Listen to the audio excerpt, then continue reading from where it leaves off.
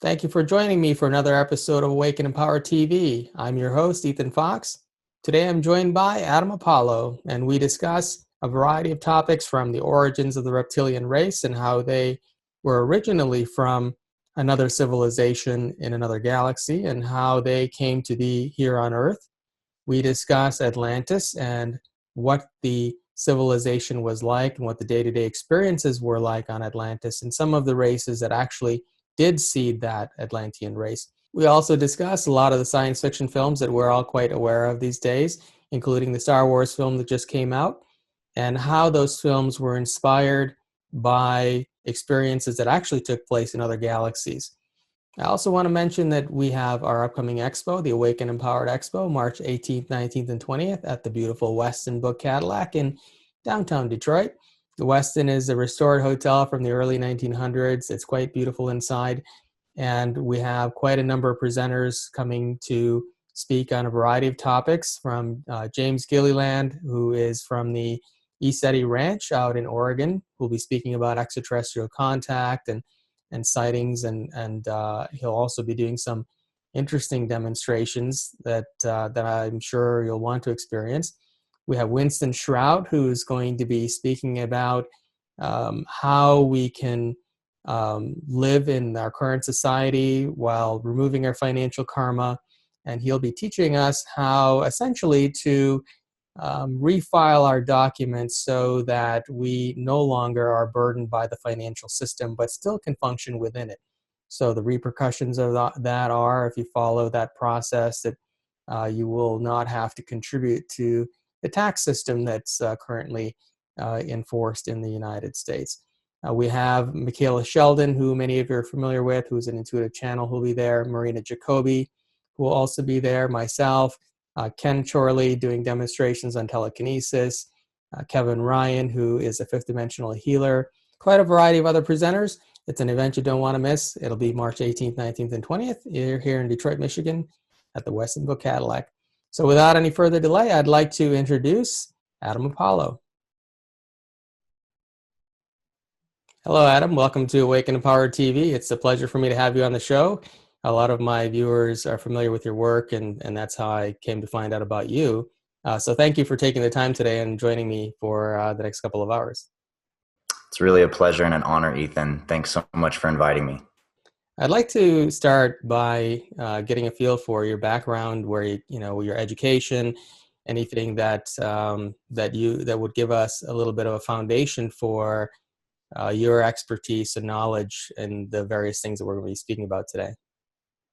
Sure, I'd be happy to share a little bit about my background educationally and professionally. When I was in high school, I began to have a series of experiences that made me severely doubt the quality of the education I was receiving inside my high school.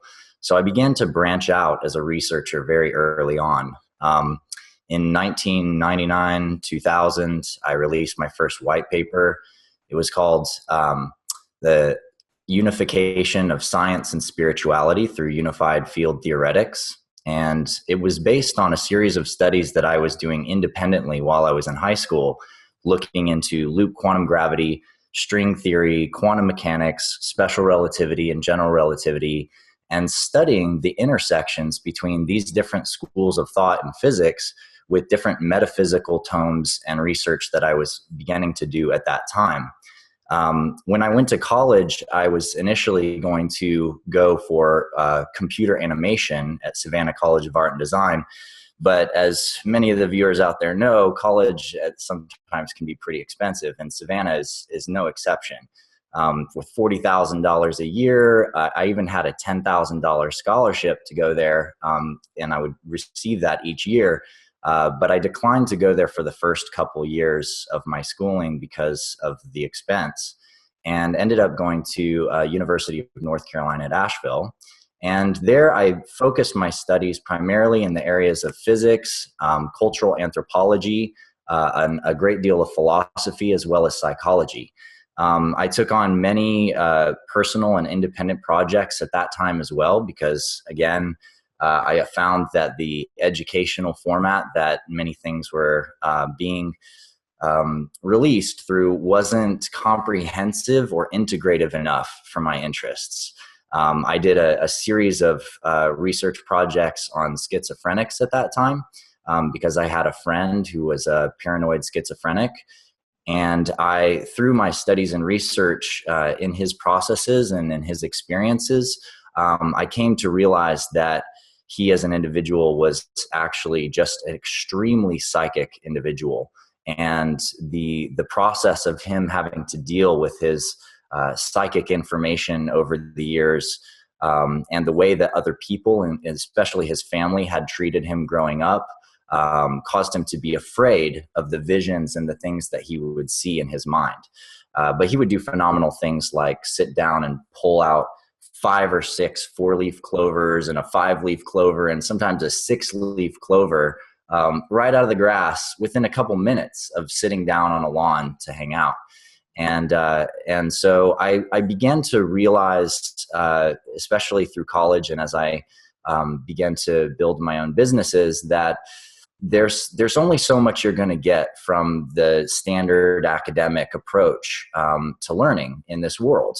And I found that that by studying and doing my own independent research, doing online research, and doing my own experimental projects, I could actually advance my studies much more quickly and in a much more diverse range of fields and a much more integrative way than I could if I stayed in college. And so eventually I actually left UNCA and I started a company to create a series of community resource centers called Access Granted. And I actually own accessgranted.com. And we were offered $1 million to build our first facility in Asheville, North Carolina, which I turned down actually because they wanted too much of our stock. And we realized at the time that it was essential for us to build out an educational system and organization that could scale and eventually become global. And so I started really setting my sights on doing education from the standpoint of online education, and also finding and identifying administrators and teachers around the world who could actually share the kind of integrative content and perspectives that I'd come to realize was so essential. So that work eventually led me to being invited to the White House. 2 different years. I was at the White House with a group of young leaders from around the world, many of them philanthropists, many of them youth initiators of a lot of NGOs in the world. This was called the Next Generation Leadership Conference. And I had an opportunity to speak with many of these young leaders about a variety of topics, everything from the future of humanity and our trajectory in terms of our technology to where we may end up, in a few years if we keep going the direction that we're going, all the way to what it might look like if we began to engage with extraterrestrial species and how to exopolitically actually address the kinds of social and economic issues that may arise when that kind of situation happens at a massive level. Following that, I also was invited to several of these events at the United Nations. They were then called the Nexus Conference, in which I participated as a speaker and as a panelist and also just a participant, and invited also other speakers to come and participate, including Nassim Haramein. And I also was able to aggregate funding for different projects through working within this organization, and was able to get funding for the Resonance Project Foundation, which is Nassim Haramein's foundation. And for those of you who are not familiar with his name, he's an amazing theoretical physicist who's published some recent papers on unified physics that, in my personal professional opinion, are absolutely groundbreaking in the field of physics. And so it was a very deep honor to be able to sort of aggregate this collective of energy and direct some of this energy towards projects that I firmly believe in. And as a result of getting funding for the Resonance Project Foundation, I was able to then receive funding back from them to build an online education system, launch my company, Superluminal Systems, develop the Resonance Academy for Unified Physics, and my primary academy at this time, which is called the Guardian Alliance. Along the road, I've done a lot of different things. I've been a chief of business development for major multinational campaigns and NGOs. I've been a speaker on stage, a keynote speaker at the International Symposium on Digital Earth at their gala dinner. And I've done a variety of different work, both with government and with private sectors for many, many years since I was a teenager. So at this point, most of my work is focused on the education work and bringing information to people that you're not going to find in other academies elsewhere. It's like you've lived a very fascinating life. I'm actually quite familiar with Nassim's work. I attended a symposium of his some years back. And so tell me a little about your childhood. How, did you already know as a child that you had these sorts of inclinations? What was that like? You know, as a young child, I had a pretty standard childhood. I guess standard for the 1980s. My parents divorced when I was 2 years old. I traveled between them most of the time growing up. I grew up skiing in Red River, New Mexico. My father was a musician, so I listened to music in Austin, Texas, and Philadelphia and St. Louis. And I was between my parents and really with the process of constantly having to kind of move and reassess my friendships, reassess who I was to the people that I was meeting. It really taught me very quickly about the nature of truth and the nature of lies. Because, you know, when you're constantly meeting new people, it's very easy to not be who you are. You could be whoever you wanted to be, right? You could make something up. And as a young kid, I experimented with that a couple times. But I realized very quickly that when you tell somebody or you introduce yourself in a certain way, if you're not that person, then what happens is over a little bit of time, as you talk with them, as you connect with them, it gets heavier and heavier and heavier. It's like a weight that starts to weigh on your spirit. And eventually you're carrying around all this baggage, trying to, keep up some illusion of who you are that isn't actually who you are. And I realized that truth is exactly the opposite. Whenever you tell somebody the total clear truth about who you are, it's as light as a feather and it carries you and it actually gives you energy. So the more you share your truth, the more truth emerges from you. And it's quite a different experience. So when I was going into middle school, my mother moved to North Carolina to a little town called Cullowhee. And at this time, I was going through a lot of very, very intense personal, emotional challenges. I had just recently gone to India with my mother to visit some of these different amazing spiritual places. And while I was gone and literally on my way back, traveling 36 hours by train and plane, etc., my stepmother, my dad's second wife, was killed in a car accident, along with my stepbrother's fiance, and my stepbrother was driving the car at the time. And so I arrived back to my entire world at my father's place being completely shattered, and my father being just not knowing what to do with his life. It was, from his perception, that was the love of his life. And I found myself really questioning everything, not just the things I was being taught in school, not just the issues that I noticed happening in the world, but I began to question God. I began to question spirit. I began to question the purpose of everything. Why could this happen if there's some like perfection to the pattern of everything, which is what is spoken about in spiritual teachings and different traditions. And so this questioning path led me to a series of inquiries. When I was in high school, I was about 15. And the primary key to these inquiries was about how do you feel it when someone's looking at you from across the room? Why do you think of someone and then they call you on the phone? What's with all these stories of this guy cooking a steak with his hand? What's with all of these stories about these psychic people? Like, where is the science behind this? What is the science behind this? And why don't we know about it? Why isn't it in school? And how do we explain these phenomena? And through a series of experiments, a colleague of mine named Christopher Oriana and I discovered basically that we had an energy body.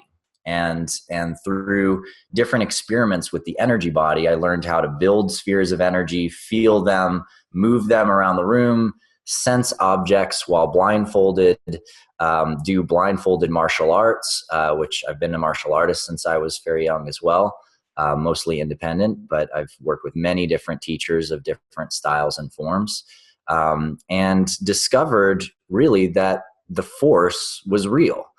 And this discovery changed my entire life because it filled in the gap. It filled in the missing piece for me in all of these different academic studies and sciences and phenomena that people experience all the time, but that we don't get the explanation for, that nobody has an answer for.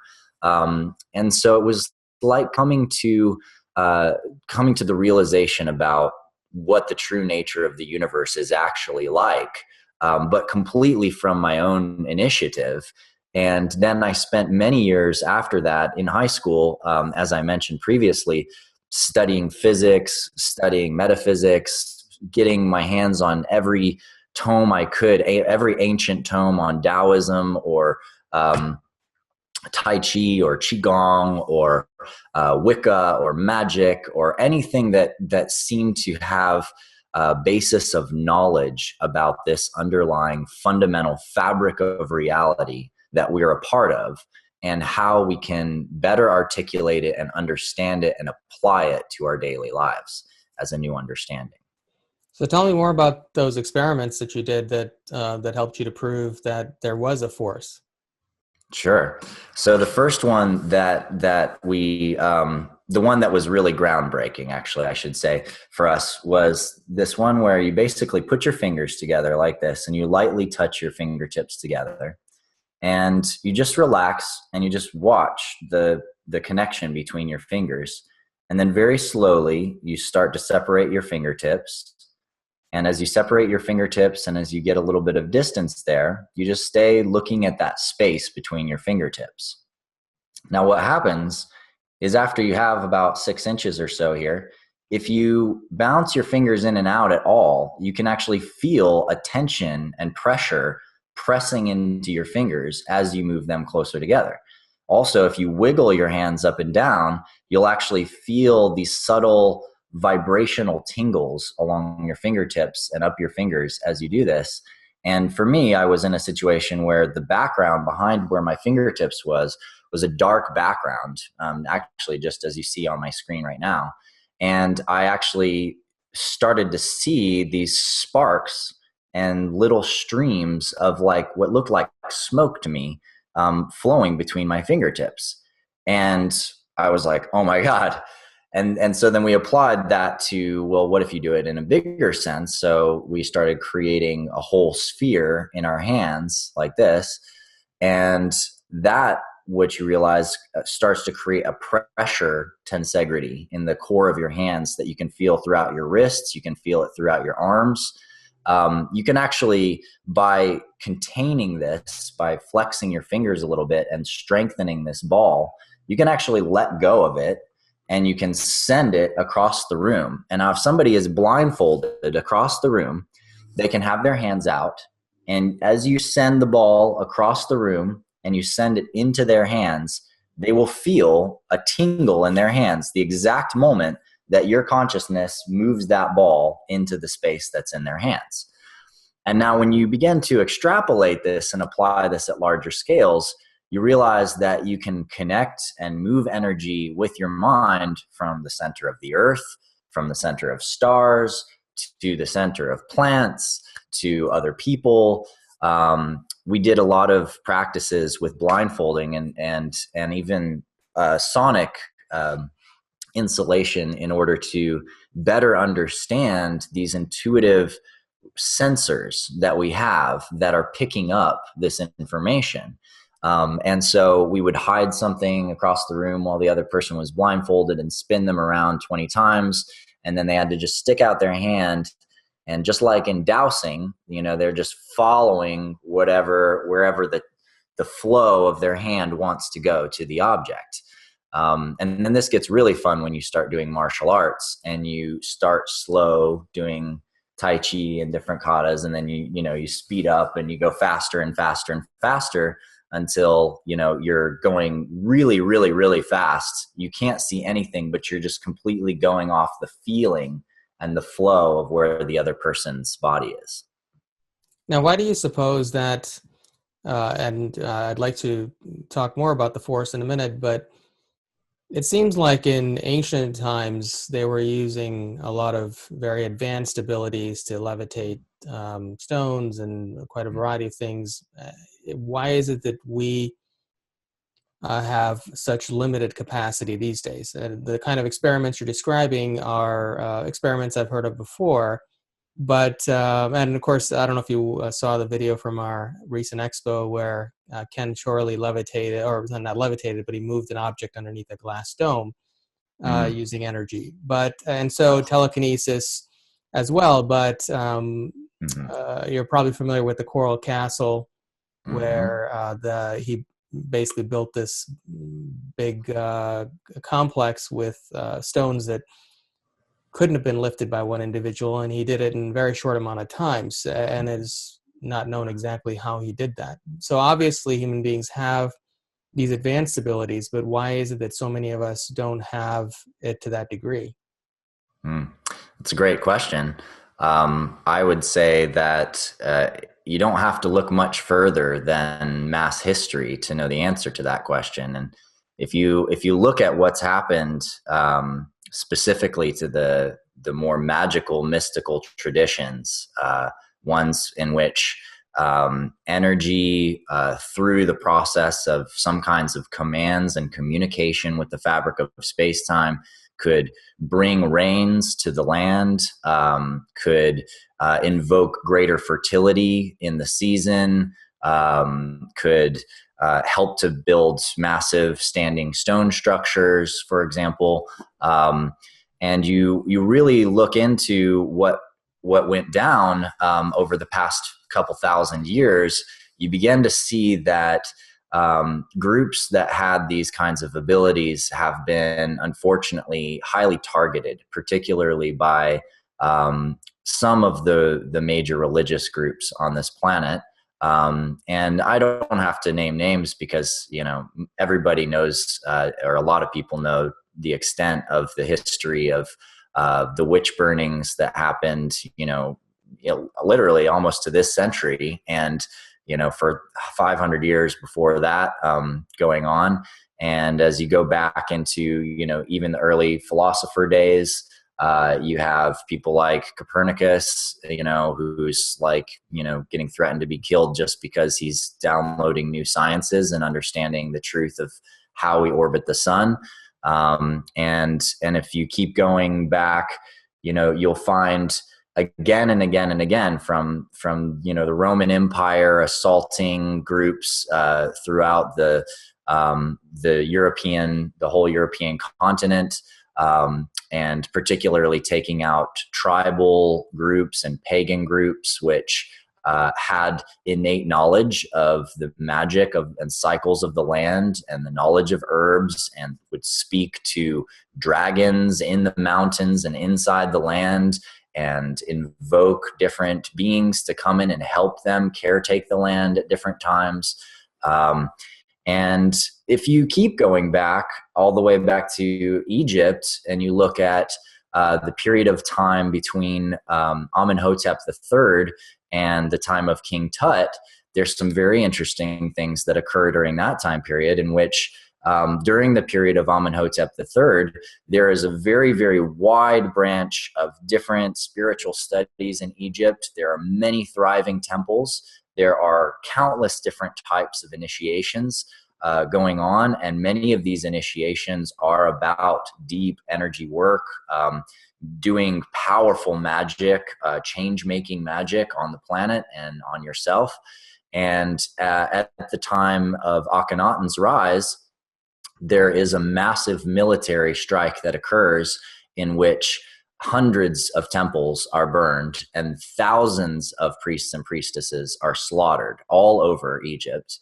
And there's a great centralization of power that goes on into the cities that Akhenaten begins to build at that time. And while it may have had nothing to do with Akhenaten whatsoever at all, I mean, a lot of people have a sense Akhenaten was this beautiful, brilliant light being. But what they don't know is that kind of behind the scenes of Akhenaten, you have an individual named General Horemheb, and he's running the military of Egypt at that time, and is in some ways, responsible for the slaughter of Nubians during that time, the slaughter of this priesthood, and then when Akhenaten is knocked off after not too long, guess who he puts in power? He puts in a 6-year-old kid. And they called this 6-year-old kid, who we call King Tut, Tutankhamun, a warrior king. But when has a 6-year-old kid ever really wanted to go and destroy people and lands and places and take gold? He's 6. He wants to play, So you begin to see that there was other agendas involved during that time period. And in my experience and the experience of many of the other individuals I know who have done a lot of deep recall experiences of that time period, there was a lot of powerful magic that was lost at that time. And, you look at the burning of the Library of Alexandria, and you can keep going back and you can find these points in time in which some of the greatest human knowledge that we had uncovered or learned or gained through contacts during the time of Atlantis and Mu has been, lost again and again, and yet also not lost, kept sacred in some ways, little threads of it brought forward, and protectors of that knowledge sort of carrying it through time and having to hold it more and more closely during certain periods of history. I'd like to go on a little bit of a tangent because of something you said. Sure. From a purely physics and mathematical standpoint, especially since you've got you've done a lot of work with Nassim and his organization as well. Mm-hmm. There seems to be a lot of debate among people who are in the alternative media community as to whether the Earth is round or flat. And do you have any theories on that from a physics perspective or mathematical perspective? Well, at the risk of sounding brash and perhaps a little frustrated, maybe. I have to say that, I've watched some of these videos on the flat Earth theory. And unfortunately, while the ideas are very alluring, they're very, they draw you in. It's like, you're right. How do we know about this? How do we actually understand? Like, how come the light rays don't go straight at us? They're lacking some very, very fundamental and very simple concepts in science, and also in perspective sciences, and also in mathematics and that kinds of thing. One of the videos out there constantly goes off and totes about like why if the sun is this far away and it's this big, how come all the light rays aren't just hitting the Earth in a parallel way? In other words, when you look outside, how come all the light rays from the sun aren't coming straight down through the clouds and hitting the ground? It must be because the sun is little bitty and is right there, And so that's why it's shining out just like it does with a flashlight if you shine it through some holes in a piece of cardboard. And he professes like, well, if the sun is, this big in diameter, 1,000,000 miles in diameter, and it's this far away, then all the rays coming from the sun should hit the earth in parallel, right? Well, I'm sorry to say, sir, whatever your name is, who's created this video, but yeah, when the sun is as far away as it is, and it is at the size that it is, 1,000,000 miles in diameter and 1 AU in distance, the sun appears to be very small, even though it is massively gargantuan because it's really, really far away, okay? And as light rays travel from an object, it doesn't matter. All that matters in terms of how you perceive parallel light rays from any distant object has to do with how large the object appears to be in your vision. So if the sun filled half the sky, yeah, I mean, we're going to be getting straight down light rays.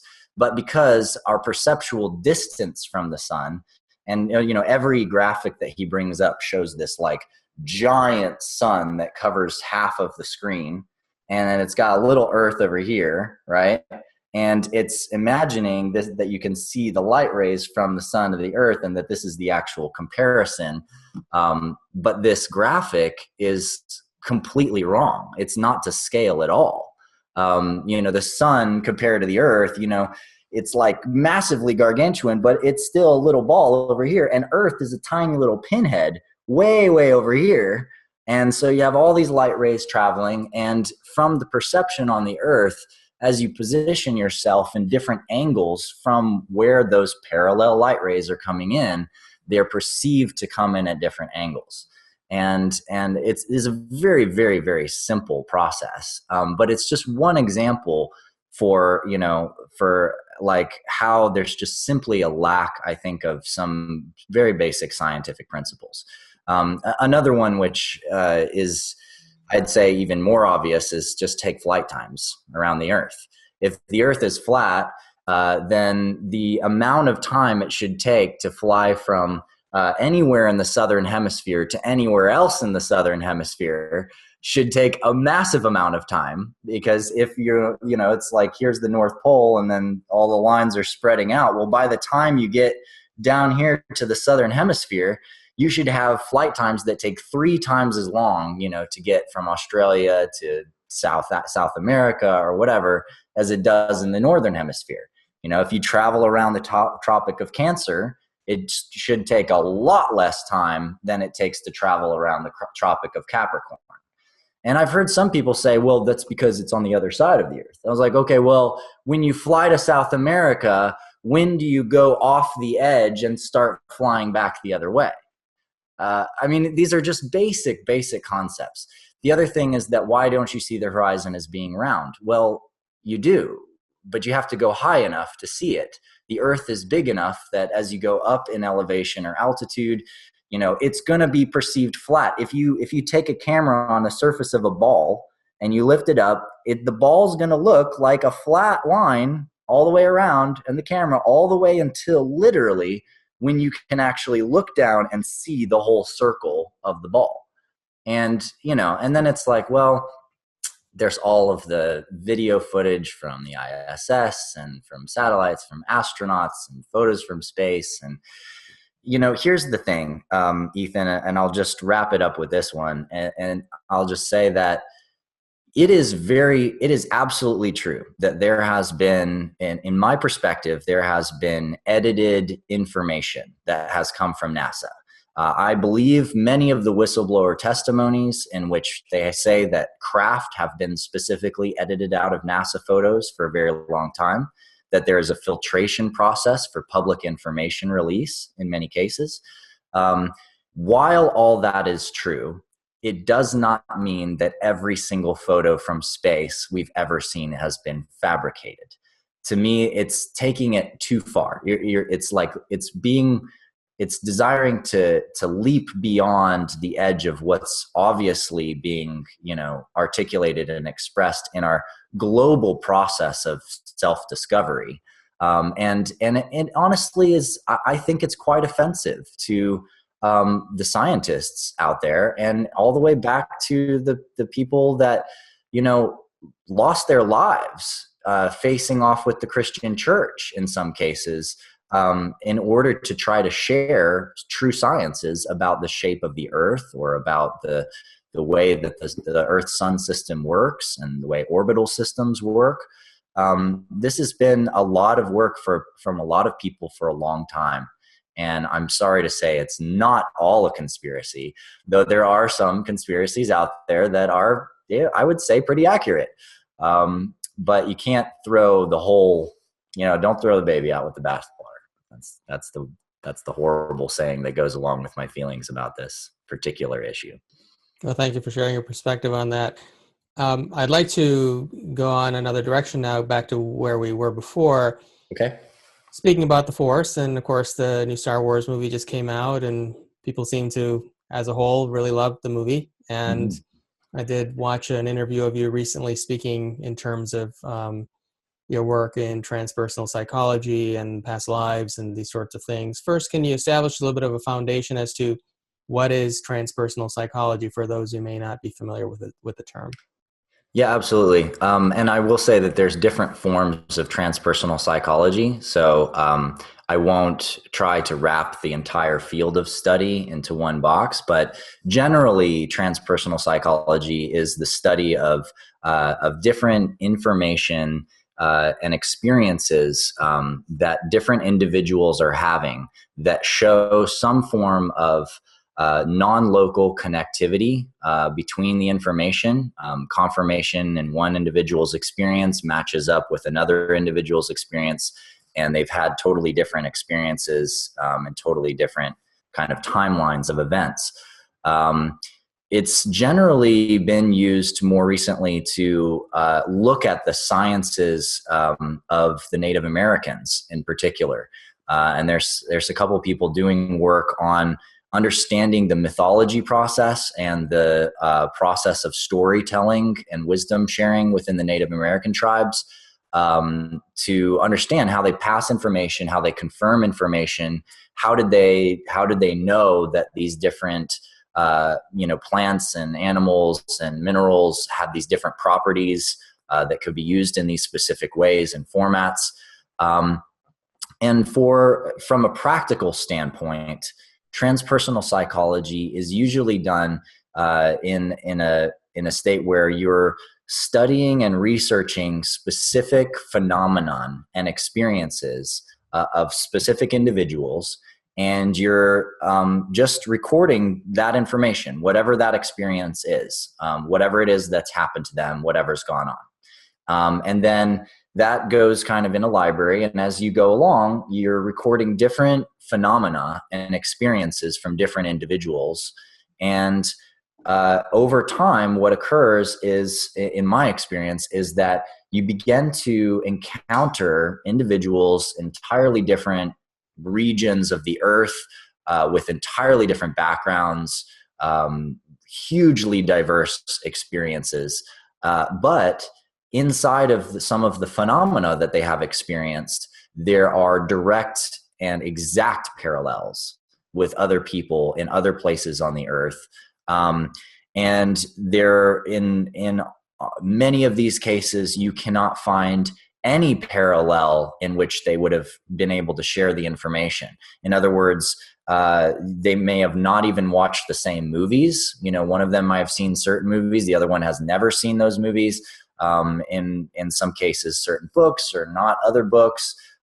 Certain cases just have had life experiences that never led them even into the area of this phenomena at all whatsoever. And they had actually no context for the experience they've been having until they shared that experience with a researcher like myself. And afterwards, I got to share with them the amazing gift that I've actually heard a similar story from 4 other people in 4 different other places on the earth. And the beauty of that is the confirmation for them and also for me. And so in my own personal research as well, I've made myself a guinea pig. because I've had a lot of powerful experiences in my life that changed my life drastically when they happened, awakened me to new ideas about our reality and where we're at on this planet and where we're going, and also confirmed for me primarily more information about my own journey as a being on this planet and also on other planets. And I've always taken any experience I've had with a big grain of salt, like a massive chunk of salt, like a salt rock, where it's like, okay, that was my experience. I just had this memory, or I just had this powerful personal, real experience out here. And I need to now just hold that in my research as this was Adam Apollo's experience of this type of event.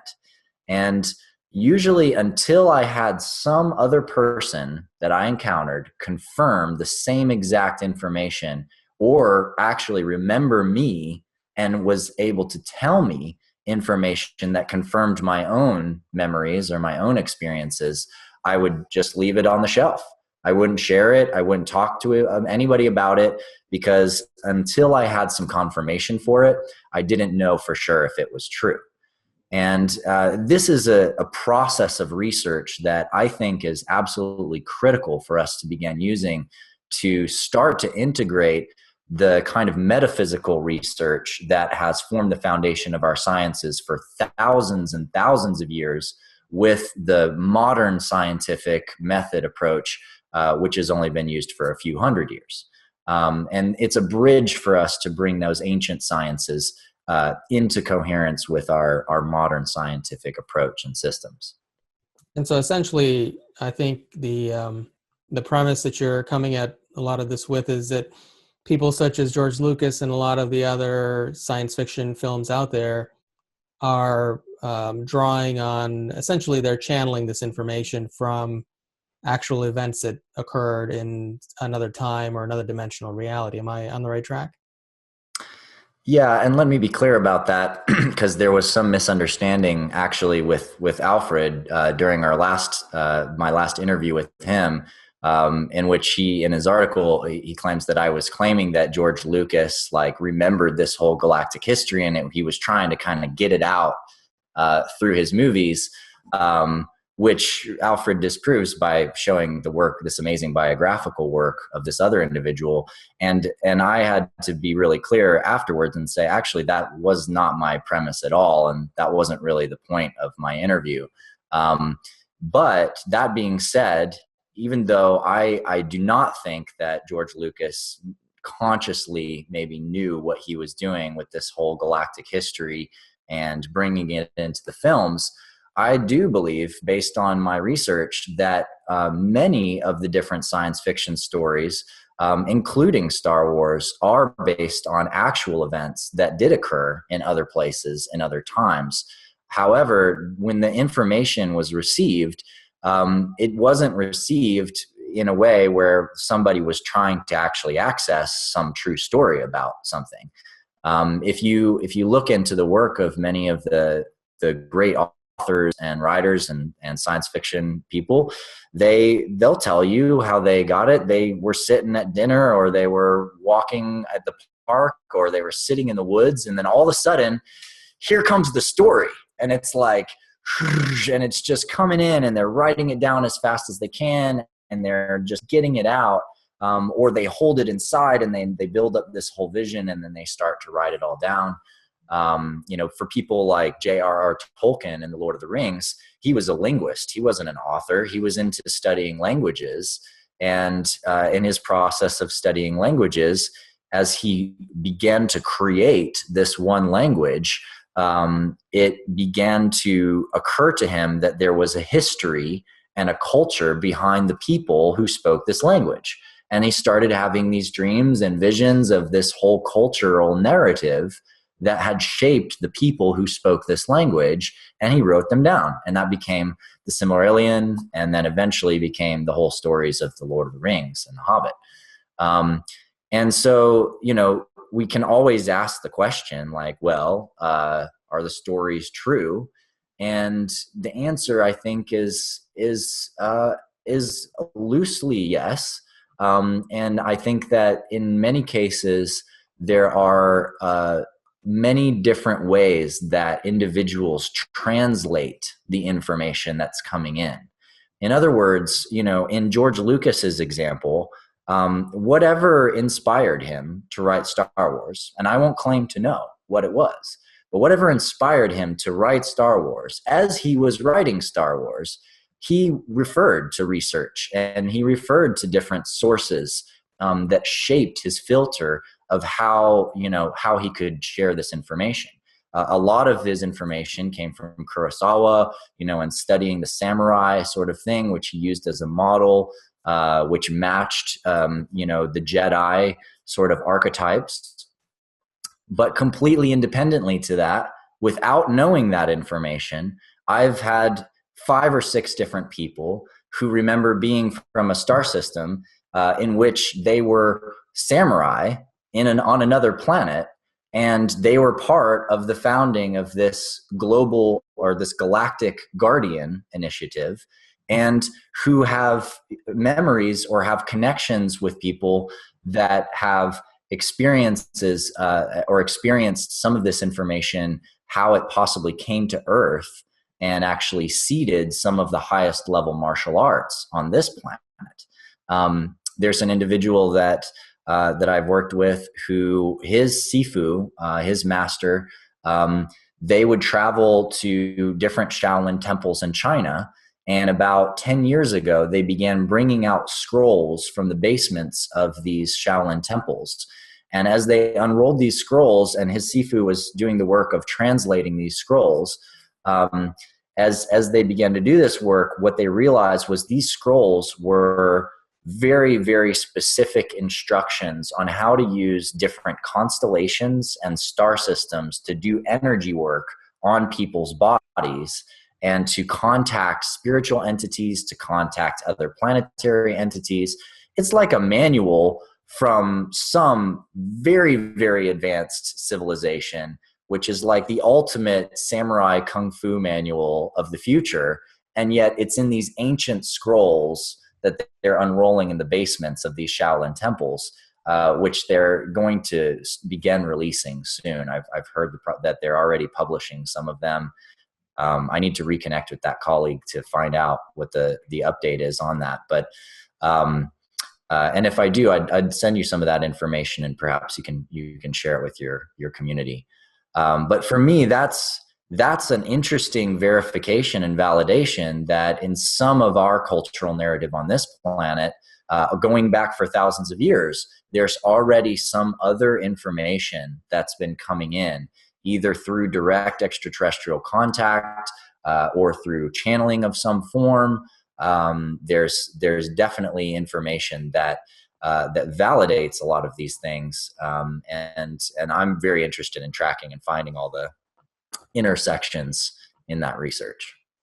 Yeah, I have Michaela Sheldon with me quite often, and she does channel about a lot of other dimensions as well as the history, some similarity to some of the things you've talked about as well. Mm-hmm. Well, my question before we get into that particular story is it possible that these experiences that the various individuals you've worked with have uncovered that are showing you this past life in another galaxy, could it possibly be that they're tuning into the collective consciousness of our planet that's been influenced by a lot of the films such as Star Wars? Because Star Wars has made such a huge impact that it is a huge influence on the collective consciousness even by itself. So could we just be tuning into that information that now exists in the sphere of knowledge that's around all of us? What evidence do you have that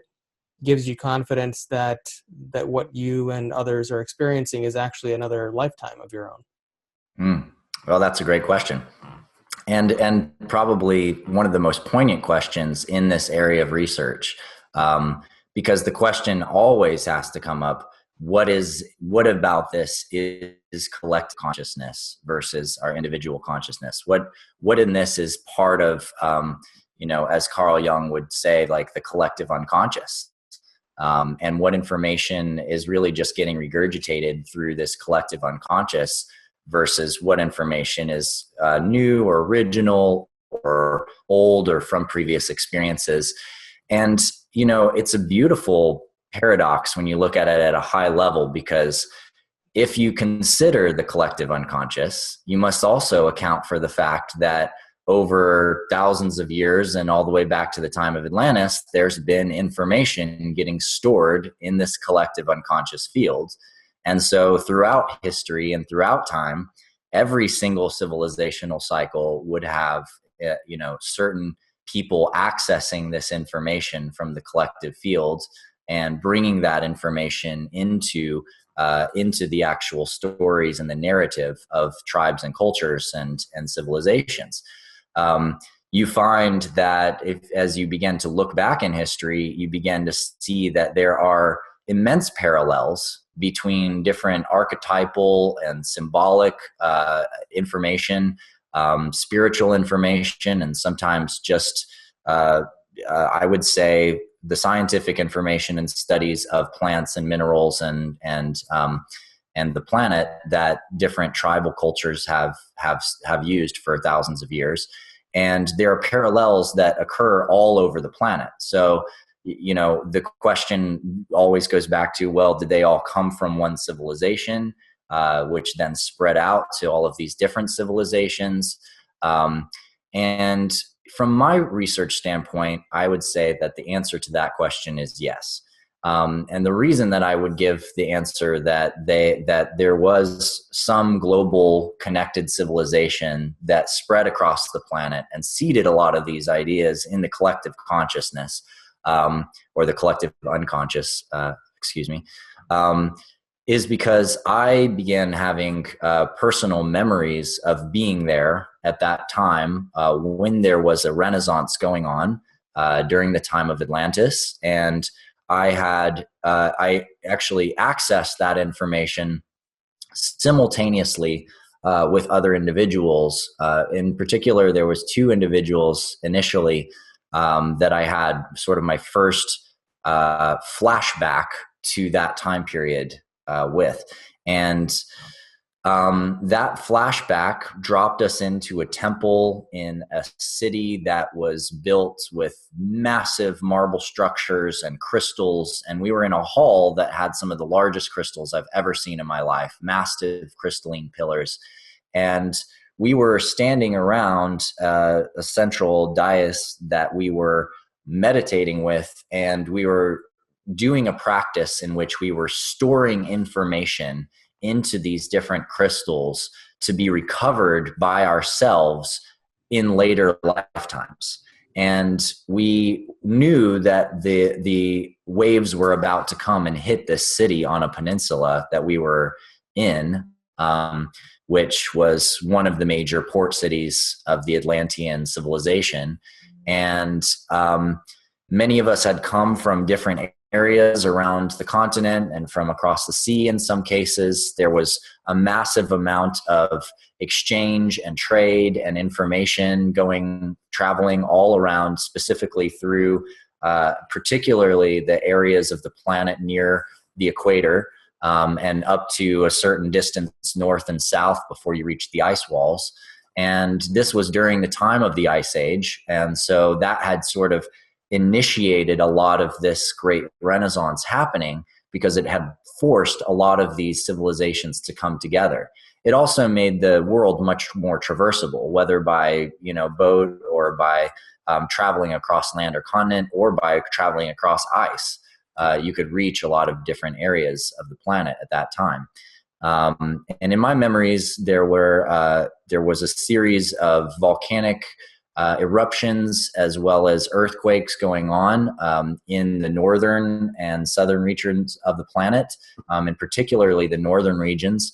And these earthquakes and volcanoes were basically, part of a plate shifting that was happening at the time that hyper accelerated the melting of a lot of this ice, putting a lot of gases into the atmosphere, creating an accelerated greenhouse effect that would eventually actually cause the end of the ice age and cause massive flooding across the entire planet. But also during the period when this was happening and a lot of this seismic activity was going on, it was sending shockwaves, around to different areas on the planet, and it was wiping out some of the port cities.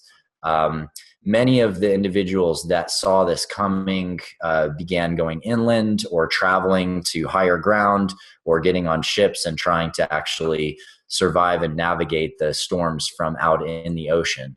And it's my belief and assessment, as well as that of some of the other researchers that I've looked at, that they were successful in escaping a lot of these areas that were being destroyed. And they brought this information or certain specific key information from the civilization to different areas on the planet to be protected and held. There's a book by a gentleman named Mark Amaru Pinkham called Return of the Serpents of Wisdom, which articulates with great detail and a massive amount of research the spread of these different, what he calls serpent tribes, who were guardian tribes or dragon tribes who were protecting this very, very important spiritual information from those civilizations and bringing them into these other cultural contexts around the planet, where they would be translated in different ways and look a little differently as history would go on. Yet when you look back, you can see these very, very precise parallels. To answer your question with more precision, I also have had very specific past life memories personally that had such detailed information that I was able to actually do historical research and find exact parallels with the information in my memory. For example, when I was in Japan doing a Theta Healing conference and I was co-teaching at this conference, I encountered a Japanese historian and translator who was asking me about my experience with Japan because she noticed that I had many qualities that allowed me to sort of instantly meld in with the way that they behave in Japan, and thought I had been to Japan many times, and this was my first time, and I'd only been there for a couple days.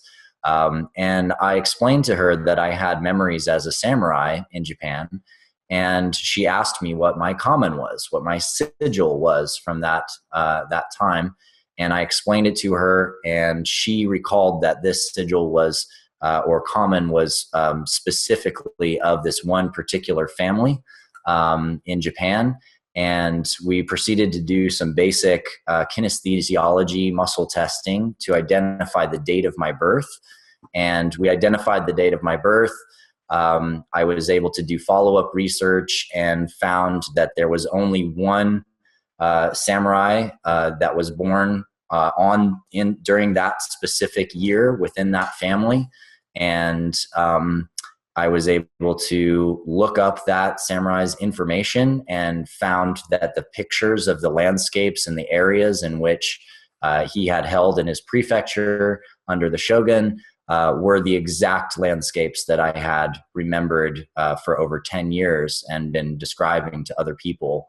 And all of my research in that area was just suddenly completely explained, and it was like on Wikipedia. And I knew my brother from that time, who was the shogun, because I owned a club with him in Asheville, North Carolina, when I lived here previously.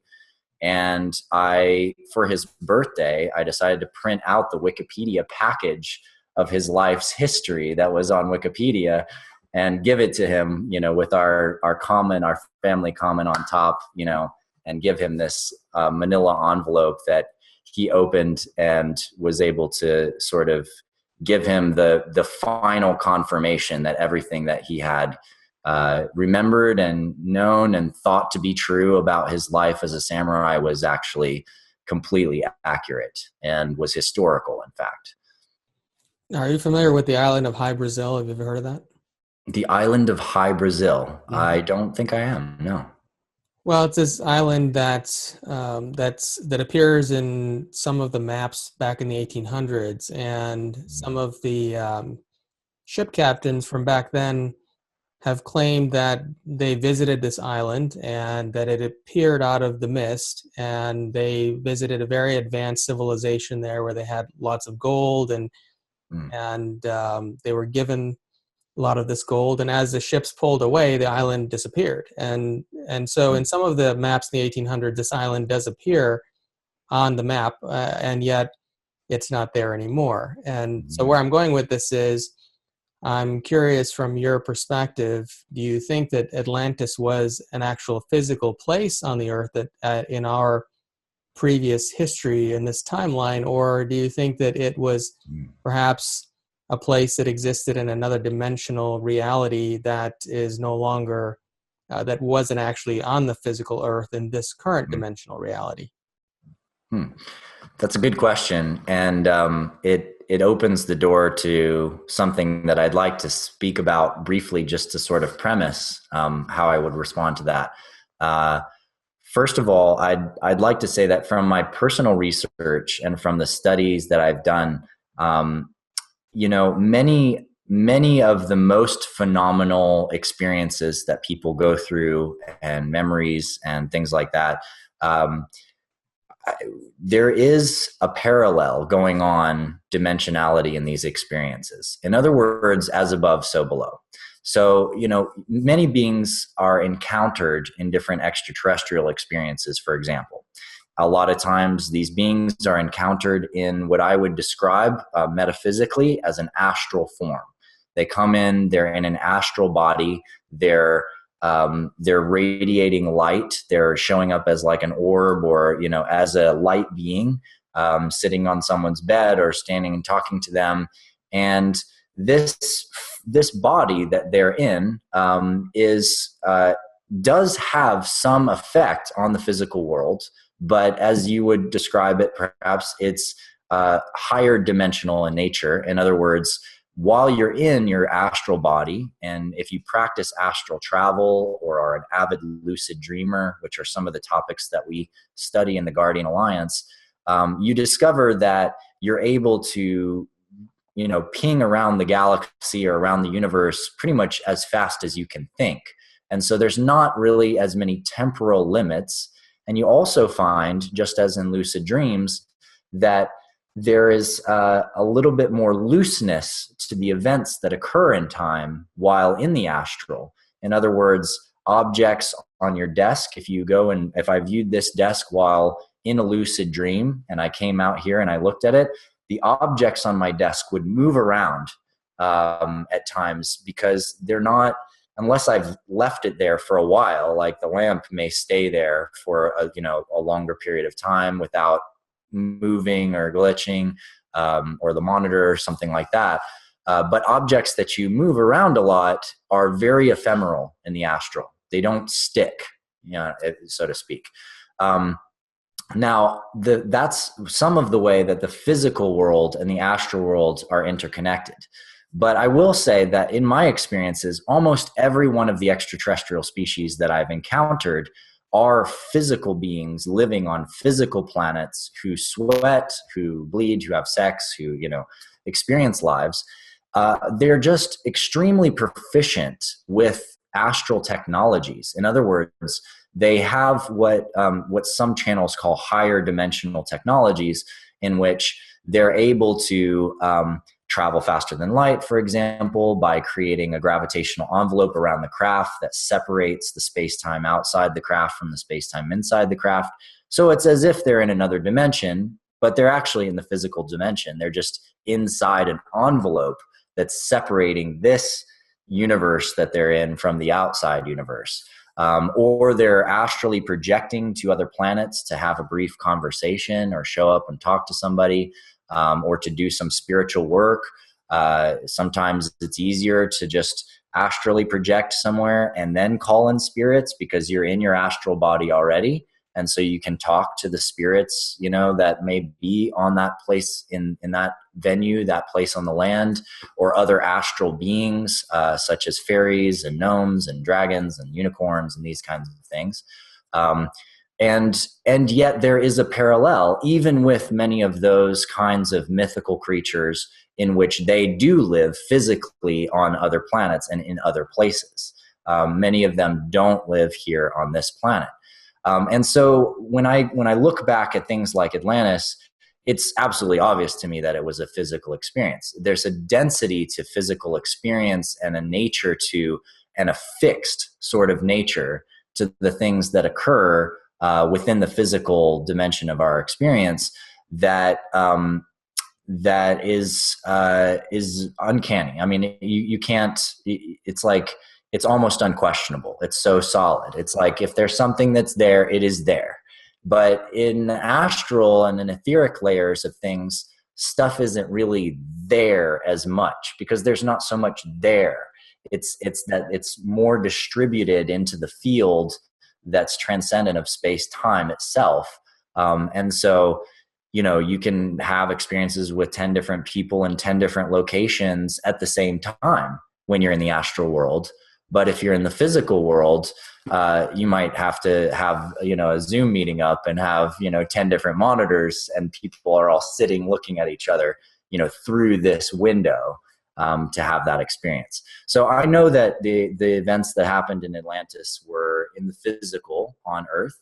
And there's, I think, plenty of evidence of that in different archaeological digs, and the work of a lot of amazing leading archaeologists around the world. Graham Hancock illustrates a lot of these in his books, in particular, John Major Jenkins, and there's a variety of other guys that are friends of mine from the Conference on Procession and Ancient Knowledge, who do a lot of excellent talks on this. Anthony Hopkins, and some other Anthony West, who studied the Sphinx, and some of the other individuals out there. So there's a lot of research to show that these things were physical locations on the planet.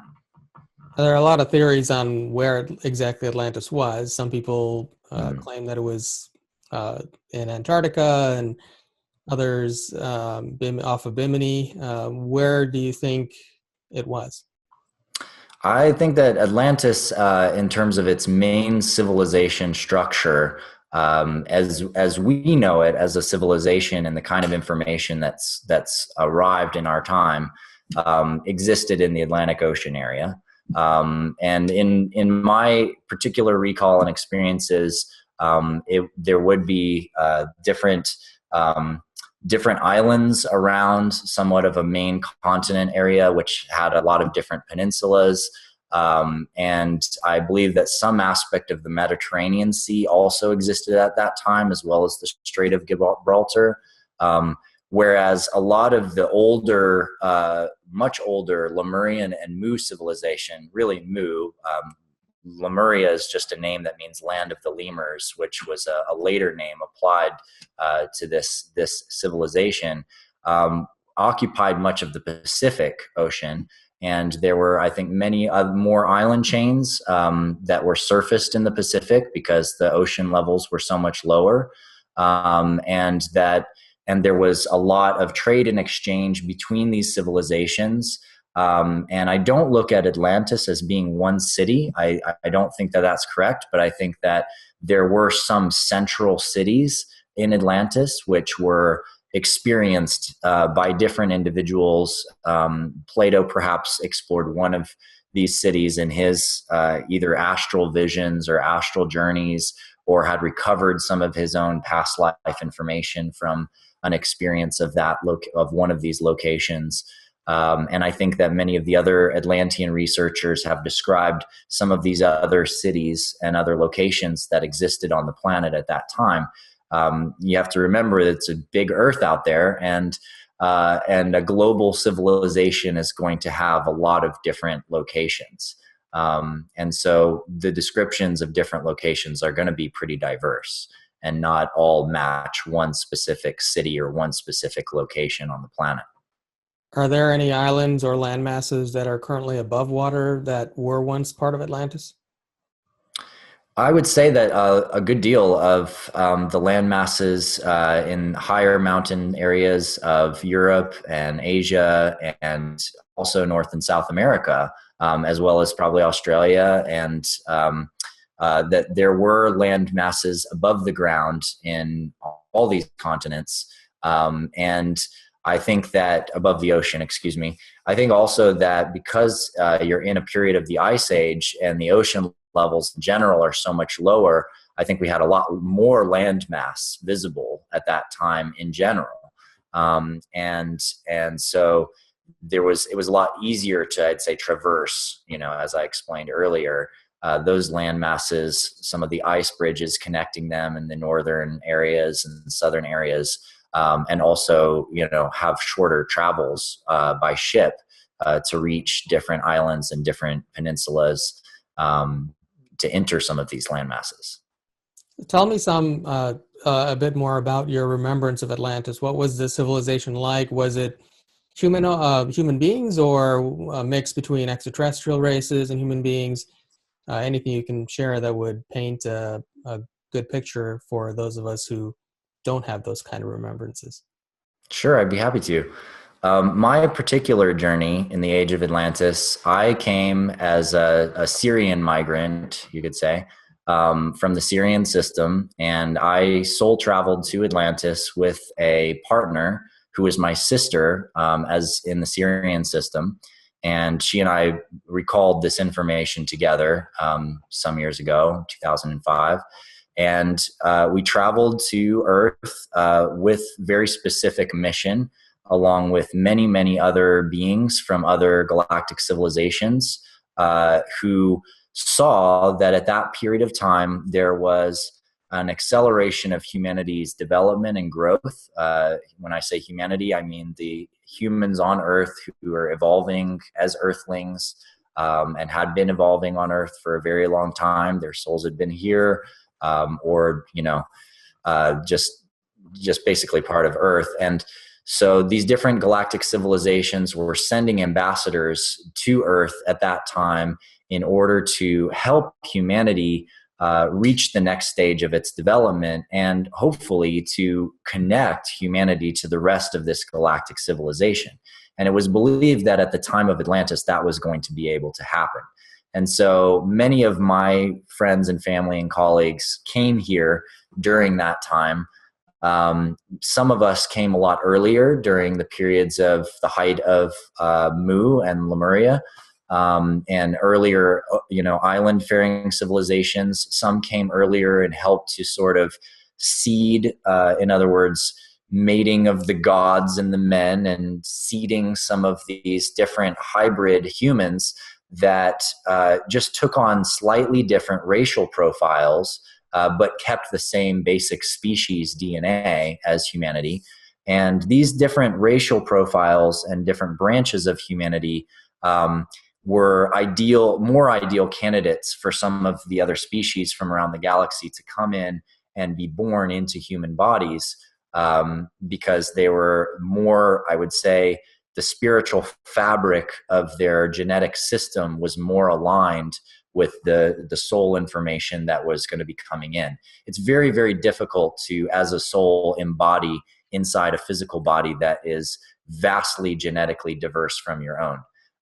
Because in my experience and my studies in epigenetics and the genome, as well as my experience and past life work, I've recognized that there is information that is carried in our genetics across lifetimes. In other words, we have a spiritual genome that follows our soul body as well, that comes with us every time we incarnate. And so we adapt into the genetics of our mother-father lineage line, but we also adjust the DNA enough to accommodate our specific soul's configuration. And so we came in at the time of Atlantis, and I was born into a family in a forested region. The population there was pretty small. It was a lot of Gaian academies going on where they were studying the earth and studying the plants and the trees and studying the different living beings of the earth. And I had a series of memories of this period of time with a couple individuals that I went to massage school with. And we realized that as we were growing up in this civilization, which I would describe as half elven to the people that would be familiar with that term out there, meaning that we were Syrian before we came to this planet. And as Syrian, we were elves. We had pointy ears, but Lord of the Rings type elves, not Keebler elves. Tall, elegant tree keepers, guardians, weavers of the mist, speakers of the stones. And we were able to see the different frequencies of light coming from different stars and translate those frequencies of light into very specific technologies. And so we were here as half human, half elven. And in our civilization, there was a lot of rules and a lot of very, very strict sort of principles and foundations, because we were both trying to integrate on the planet and start this lineage of elves on the planet to be able to help the humans. When I came in and some of my friends, we realized that we were needed right away. Like, we needed to go and meet the humans and hang out with them and help them now. And we couldn't just wait and follow this protocol and stay with the rest of this mission that the collective had come with. And so I ended up having a major blowout with my parents in that time. And some major karma came up between my mother and my father and I, because my father knew I had to do what I had to do. And what I had to do was leave and go and travel to this human city that was off on this peninsula on the same landmass that I was living on at that time. And so I basically had to run away, and I left my people and I went to this city. And when I got there, I began having a series of synchronistic experiences and meeting different individuals who immediately recognized me and recognized my purpose in arriving there at that time. And I became a counselor and magi and also an educator. I wore purple robes. I lived in a city that had many, many beautiful purple and gold domes and pristine architecture, lots of white marble carved into different shapes and structures, lots of large crystal structures, and more over the years in which I lived there. They began to learn how to make large crystals and build more things out of these large crystalline structures to both store information and enhance the energetic properties of the city on the land. And I was part of a series of initiatives. One of them was developing a telepathic communication system in which we developed these different sonic circles, and we'd surround these large crystalline pillars with smaller crystal fractal nodes around them with these very specific rotating sonic fields, either from people singing or playing them through these different arrays, and establishing a resonance in these crystals that aligned its resonance with the electromagnetic field of the planet. And then it linked all of these crystals. And so some of them would actually be able to spontaneously release light, and we would take them to different locations around the planet, and also around the city in particular. And we use them much like a phone system. So you'd have a different rune stones, and you'd have a plate with one of these crystals on it. And you'd take the rune stone of the family that you were trying to contact. You'd place that rune stone on the crystal pad, and then you would initiate contact, send a message to this other family or this other individual whose runestone you had set with the crystal. And what would happen is, for them, wherever they were, or if they're at home or whatever, the crystal would flash in their mind. Like, they would see the crystal, and they'd go and they'd sit in front of the crystal and they'd look at their runestones, and one of the runestones would be illuminated or appear to be brighter because there's an energetic link happening with that crystal. And then they would take that runestone, they'd put it on the crystal, and then the next thing you know, you're in, a pretty clear confirmed one-to-one telepathic dialogue with another family or another individual somewhere else in the city or somewhere else on the planet.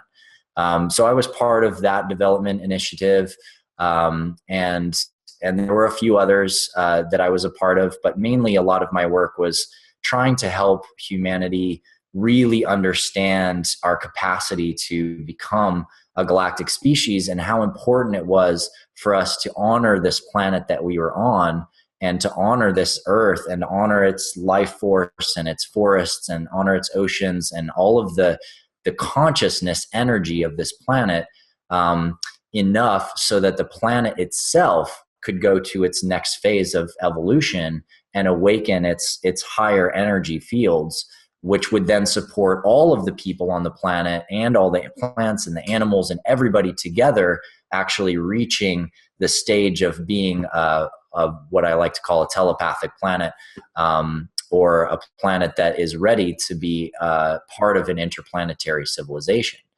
And unfortunately, in my assessment, those missions did not succeed. And unfortunately, there was a lot of work to raise the vibration and the energy nodes on Earth, but not enough work re-anchoring and reintegrating that into the land and into our connection with the planet, to the level that was necessary to allow this evolution to occur at a massive scale. And I think that some of those energetic experiments trying to raise the energy of the planet too drastically without that integrative work were the direct causes of the cataclysm that happened during the time of Atlantis, which I won't say is bad. It was beautiful because, the Ice Age had to end at some point, and the ending of the Ice Age, I think, sort of set a lot of different souls on a pathway to actually being human and really staying here and staying with the humans and having an opportunity to really experience the beauty of this planet for the next 13,000 years to now, to a time when we're actually capable of reaching this collective global civilization point again, and actually becoming a part of this galactic civilization. So I'm here to fulfill the mission at this time. And so that's always exciting for me. So you believe that we are this time around capable of reaching that galactic civilization? Absolutely. And what gives you that confidence this time? Well, I think that the fall of the Tower of Babel is really the most beautiful metaphor for what went down before and why it's different from now. Because what went down before was there was this sort of one civilization, one language, humanity trying to reach the heavens, trying to become gods, right? And yet there was something wrong in the process. Like we weren't able to actually do that and actually have coherency as a whole people. And so I don't think it was the wrath of God, but change has to happen and the earth has to change. And I think what happened was we blew open Earth's throat chakra. And so as her throat chakra blew open, all this water came out, all the ice, all the information stored in her body, gets spread all over the earth, and all these peoples get spread across the world. And they have to now develop their own way of living and their own way of being. They're not connected with the rest anymore. There's things forgotten. There's new processes that began happening. And so all of these different languages began to be developed on the planet. So at the fall of the Tower of Babel, the gift that comes out of that from God knocking it down is that he spreads the languages out and he gives all these people different languages. And the sort of dark story is that, well, that way they can't connect with each other and become gods, right? But when you look at the beauty behind it, you say, well, no, actually now they're so diverse. There's so much diversity. I mean, it's more of God getting to experience all that God is and on planet Earth. And then coming back together now is what's happening. And as we are all coming back together and reconnecting, we're beginning to learn what that one language is again. We're beginning to learn it as not just, everybody has to speak English, but that there's actually a deeper language. It's a telepathic language that connects us. that I can actually connect with anyone, anywhere in the world on a telepathic level, and us actually understand each other. Many of the contact experiences that I know some of the interviews that you've done with some amazing individuals, and many of the other contactees out there, a lot of what they express is that there's something that they're trying to be taught about developing this telepathic ability. And I think that it's absolutely key that we're developing these psychic abilities, our awareness of energy, our awareness of dimensionality, languaging to even talk about that kind of stuff when we're speaking verbally. And as we've developed this global civilization now and developed technology to confirm, in the same way we did in Atlantis, confirm those telepathic contacts, because now I can think of someone, they pop in my mind, I send them a message, and then I text them, and then they're like, I was just thinking about you and I just had this idea. And they're like, exactly, right? So we know telepathy works. We know we can do it. We have the technology to prove it and to work with it. And to be very honest, we need that level of consciousness and technology, spiritual technology, in order to apply ourselves to developing the technologies that are needed for us to go to the next phase of our development. And those technologies are ones that I love to talk about in depth, and I'll just mention them briefly here, which are new energy systems, specifically working on the quantum vacuum that route energy from the fabric of space itself to any local position in space-time. And gravitational systems, which I like to call zero-point gravity, which is understanding that gravity has a vibrational structure to it, just like everything else. And if you know how to communicate with gravity, which light does a very good job of, then you can establish gravitational envelopes around objects. You can travel faster than light without accelerating. And you avoid all the problems of massive interstellar travel that occur when you're trying to propel yourself in a rocket through space-time. And then the third one is replication, which is understanding that there's simply a geometric and vibrational structure behind every object in the universe. And if you know how to translate that information and decode that information, then you can basically take any object and you can make an exact copy of that object all the way down to the energetic level, to the quantum vacuum level. In other words, the astral and etheric information that's intersecting with the physical location of that object or the physical material of that object is also copied in that object. So when you understand that, then there are certain principles around what you replicate and what you don't, and that kind of thing. But I think solving hunger on the planet, solving our energy issues, solving our issues around land control, and the wars to control different continents, all become mute when we become an interplanetary, interstellar civilization, with the capacity for replication and to sustain ourselves energetically. And I think that Gene Roddenberry really tapped into all of that a very long time ago. And he said, hey, look, if we figured these little things out, we'd have a very different human civilization on planet Earth. And it's a beautiful vision, and I highly align with that in looking at the future of humanity. So these are physical technologies you're working on, or are you talking about ethereal technologies? No, very physical technologies. But the thing is that these physical technologies require a level of astral and etheric knowledge. They require that you understand certain principles about space-time. And these it's quite obvious when you look at the physics out there and you look at the science out there. You read articles about, by Stephen Hawking or by other guys, and they're like, well, if there was extraterrestrials here, they would have had to travel 400 light years from this other civilization. They'd have to leave behind their families and their friends, and they'd have to propel themselves all the way here. Somehow they'd have to keep themselves alive. How are we going to do it to go to another planet? And if they are coming here, as Stephen Hawking says, which just astounded me, then they're going to want our resources. They're going to want to take what we have here. And all of this ignores the fact that it's possible that they developed a technology to travel here instantaneously. If they're able to bypass the acceleration problem that Einstein posed, then they don't have a problem. They don't have the time warping issue. They don't have any of those issues. They can come straight here. They can go straight back. And for the most part, if you can do that and you can bing around the galaxy, there's 200 billion stars. And the current estimate is that over, 50% of these stars likely have full planetary systems, and a high percentage of those are likely to have planets that are Earth-like.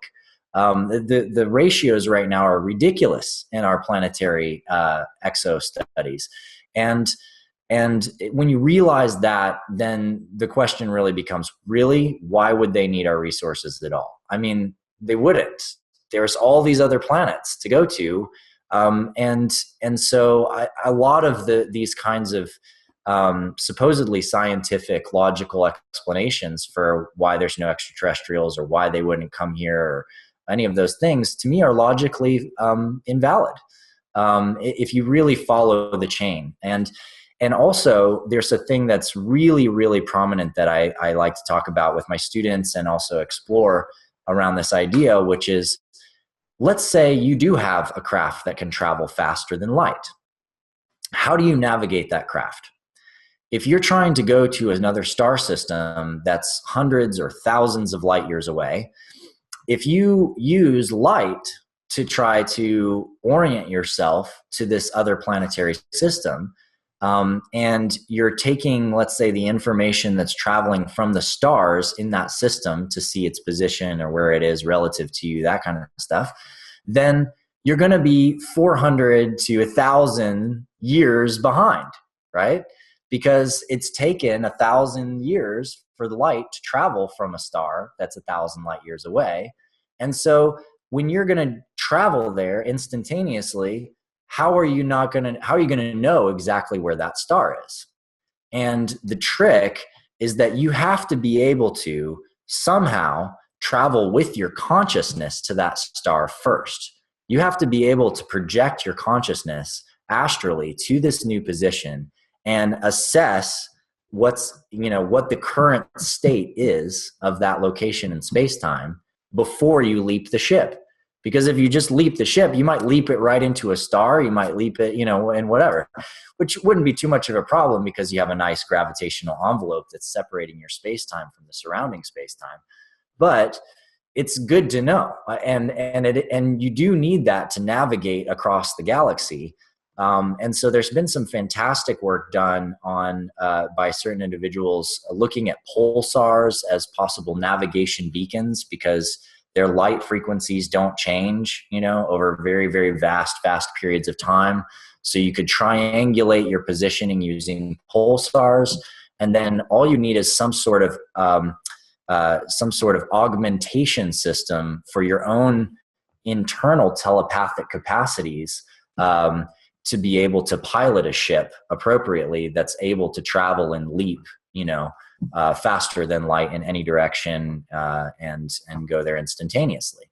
And a lot of the testimonies that you'll hear by whistleblowers and my own personal experiences with ships and with different extraterrestrial species all confirm that the pilots are able to somehow pull up some kind of telepathic holographic display system in which they're able to use their psychic consciousness and higher sensory abilities to navigate the ship and to travel faster than light and to be able to tell what's going on in and around the ship and adjust its properties.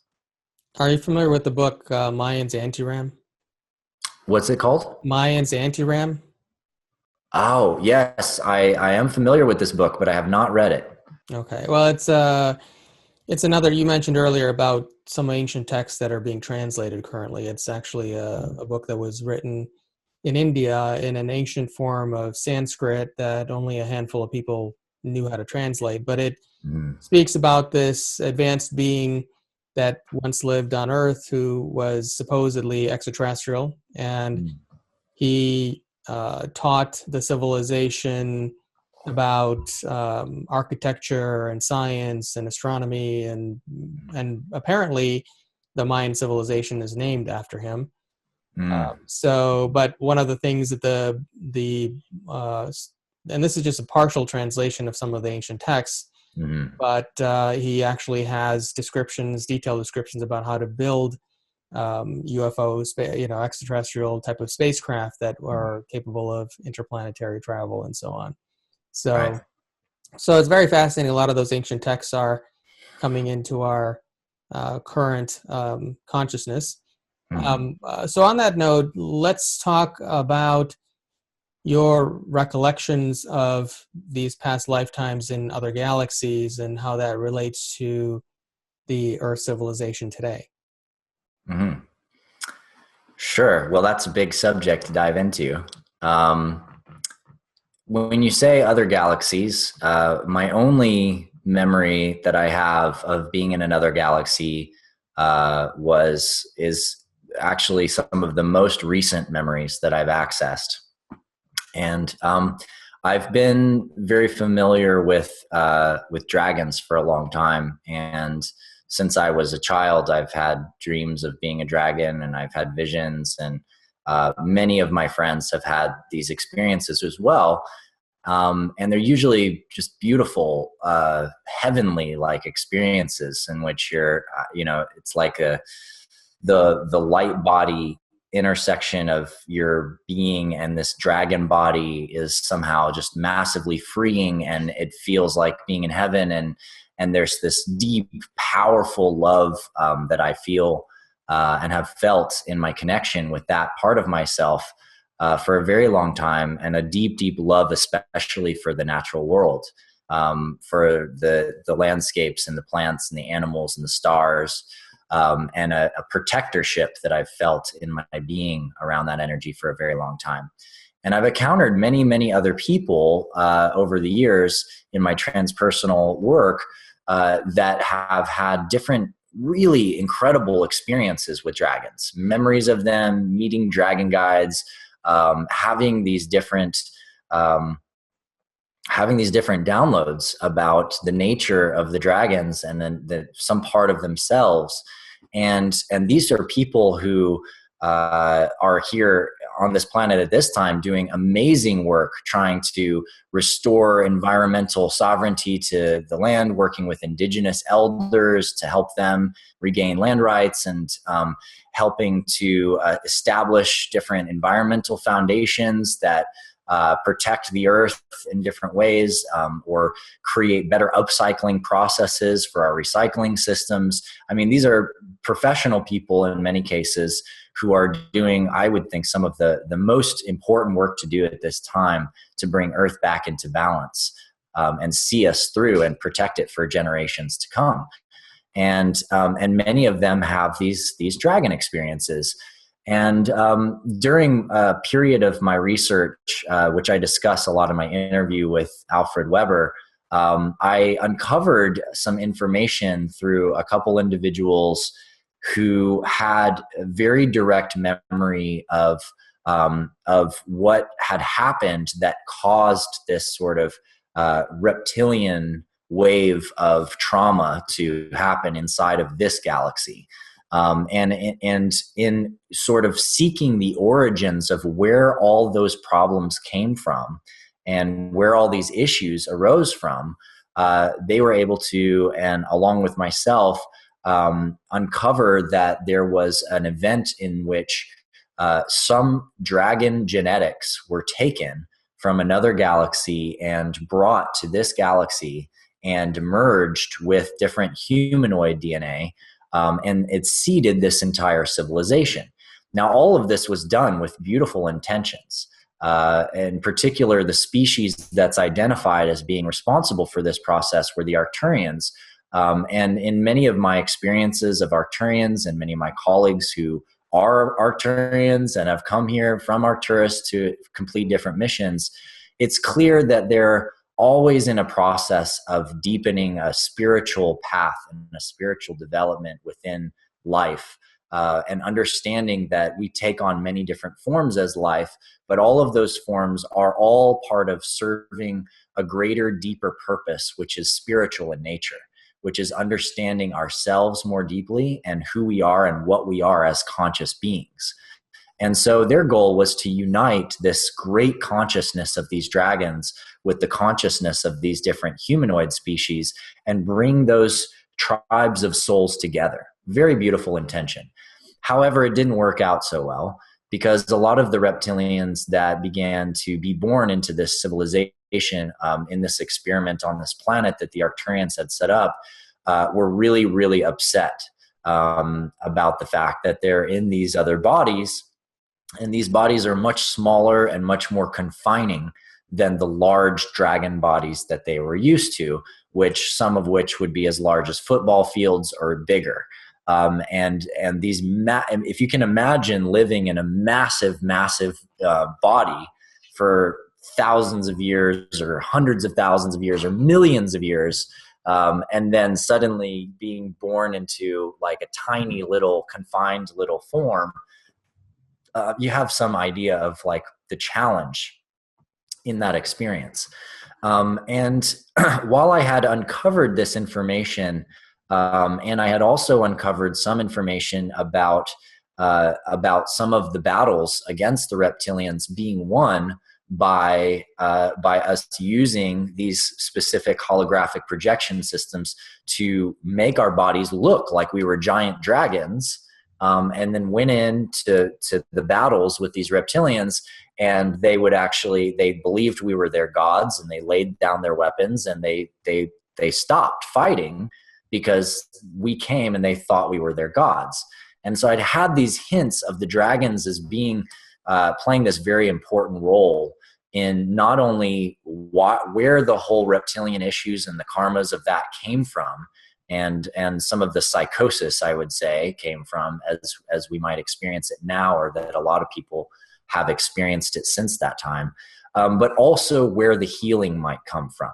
Because for me, on the big picture of things, I've realized in my personal journey that it's very, very difficult to fully resolve an issue as long as you're fighting against something. As long as there's an enemy that you're fighting, it's going to be very difficult to come to a full resolution. And we can see that, in the United States very easily by looking at the effects of the war on drugs or the war on terrorism. Since we started the war on terrorism, we've created many, many, many, many, many, many, many more terrorists. And the more we fight against terrorism, the more terrorists there are. And it's part of this fundamental issue in consciousness, which is very, very important to address for any metaphysician, anybody who's interested in the philosophy of consciousness and how we actually can evolve and heal and come into a greater level of acceptance and awareness of who we truly are. And so I eventually had a series of healing experiences that awakened me to a memory of actually being born as a dragon in another galaxy, in the Andromeda galaxy, and experiencing some of the events leading up to this whole period of the Reptilian Wars, or the Orion Wars as they're often called, in the Milky Way. In which these dragons, some of them were absolutely enraged and traveling to our galaxy to destroy the humanoids and take back their honor. And then other dragons like myself and many others who believed that that was not the right answer and that there needed to be some kind of resolution. And so we came here to help protect the humanoid species in this galaxy and try to stop the onslaught of the reptilians as they were traveling and destroying planets. So there's a lot of deep, deep stories and content in all of that material.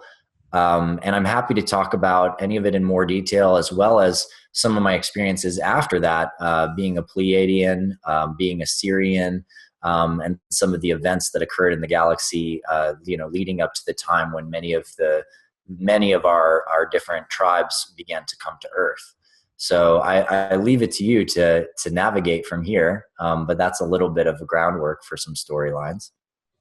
Yeah, I've heard. I'd like to come back to the reptilian topic in a minute. Now, I've heard you mention in the story you're telling of the experience of those lifetimes that that there was a like a clone race that was produced that were chipped, Mm-hmm. and of course the connection to the whole George Lucas Star Wars story, that they were the clones in the Star Wars story, Yeah. and that we have such aversion to the idea of being chipped today because of that remembrance. Can you share that story about that race and who that race was? Sure. So at the time period in which many of the different planets were being assaulted by reptilians during the Orion Wars, um, and if you've seen Star Wars movies, it basically looked like the period of time in Star Wars where the Trade Federation is assaulting different worlds and begins to build massive planet-destroying devices. And they're coming in with massive robot armies and assaulting different planets, taking resources, taking people, taking slaves. Um, and this was a very traumatic time in the galaxy. There was an individual or a group of individuals within the Galactic Council or Federation, as it was more structured at that time, that basically suggested that they had a solution for some of this. And the solution was to augment the forces that we had gathered of many different Shihali, what I call the Jedi at that time, who were basically guardians and who were basically leading these counter assaults and trying to rescue as many people as possible from reptilian bases. And there was just not enough of us, and there wasn't enough trained warriors around the galaxy to be able to face the scale of these robot armies and the reptilian assaults that were occurring at that time, because the galaxy had been pretty peaceful for some time before that, in general. And so there was a group or an individual who said that they had recruited a species, and that this species was almost ready on their own to be interplanetary or interstellar. They had almost developed all the technology they needed to make leaps and start traveling faster than light. But that the last phase that they needed was to develop the telepathic capacities, and to really evolve on that front so that they could manage these faster than light technologies. And so what had happened was they had basically shown up on this planet, and this planet was in Zeta Reticuli, and the species that were there were a variety of different gray beings, tall and short grays, different body types and structures. They were a little bit more, I would say, similar to each other at that period of time, very much like, humans we have mostly kind of a similar range of heights and body structures. And then there's the occasional dwarfs and people of other sizes, very, very tall people or very short people. But the Zetas were a little bit more, I would say, similar to each other during this time period. And they were given technology to implant chips into their brains. And these chips would be able to allow them to access the internet of their collective with their mind. And so immediately, as soon as this technology was released, all kinds of the species did it. And the whole planet eventually was all tapped into their collective internet. And so they massively progressed, and were able to accelerate their development very, very quickly. Unfortunately, these technologies also had a backdoor. And so what happened was, over time, these chips began to download programs into adult males in the society that told them they needed to become a soldier, they needed to become part of this army, they needed to join the ranks of the military forces, and Some of the other figures would receive codes and contexts, and the kids would receive codes and contexts that would say, dad needs to do this, to use a very human phrase for it. You should help the world. You should become part of the part of the military because it's good for everybody. And very in a short order, the entire planet was pretty much militarized.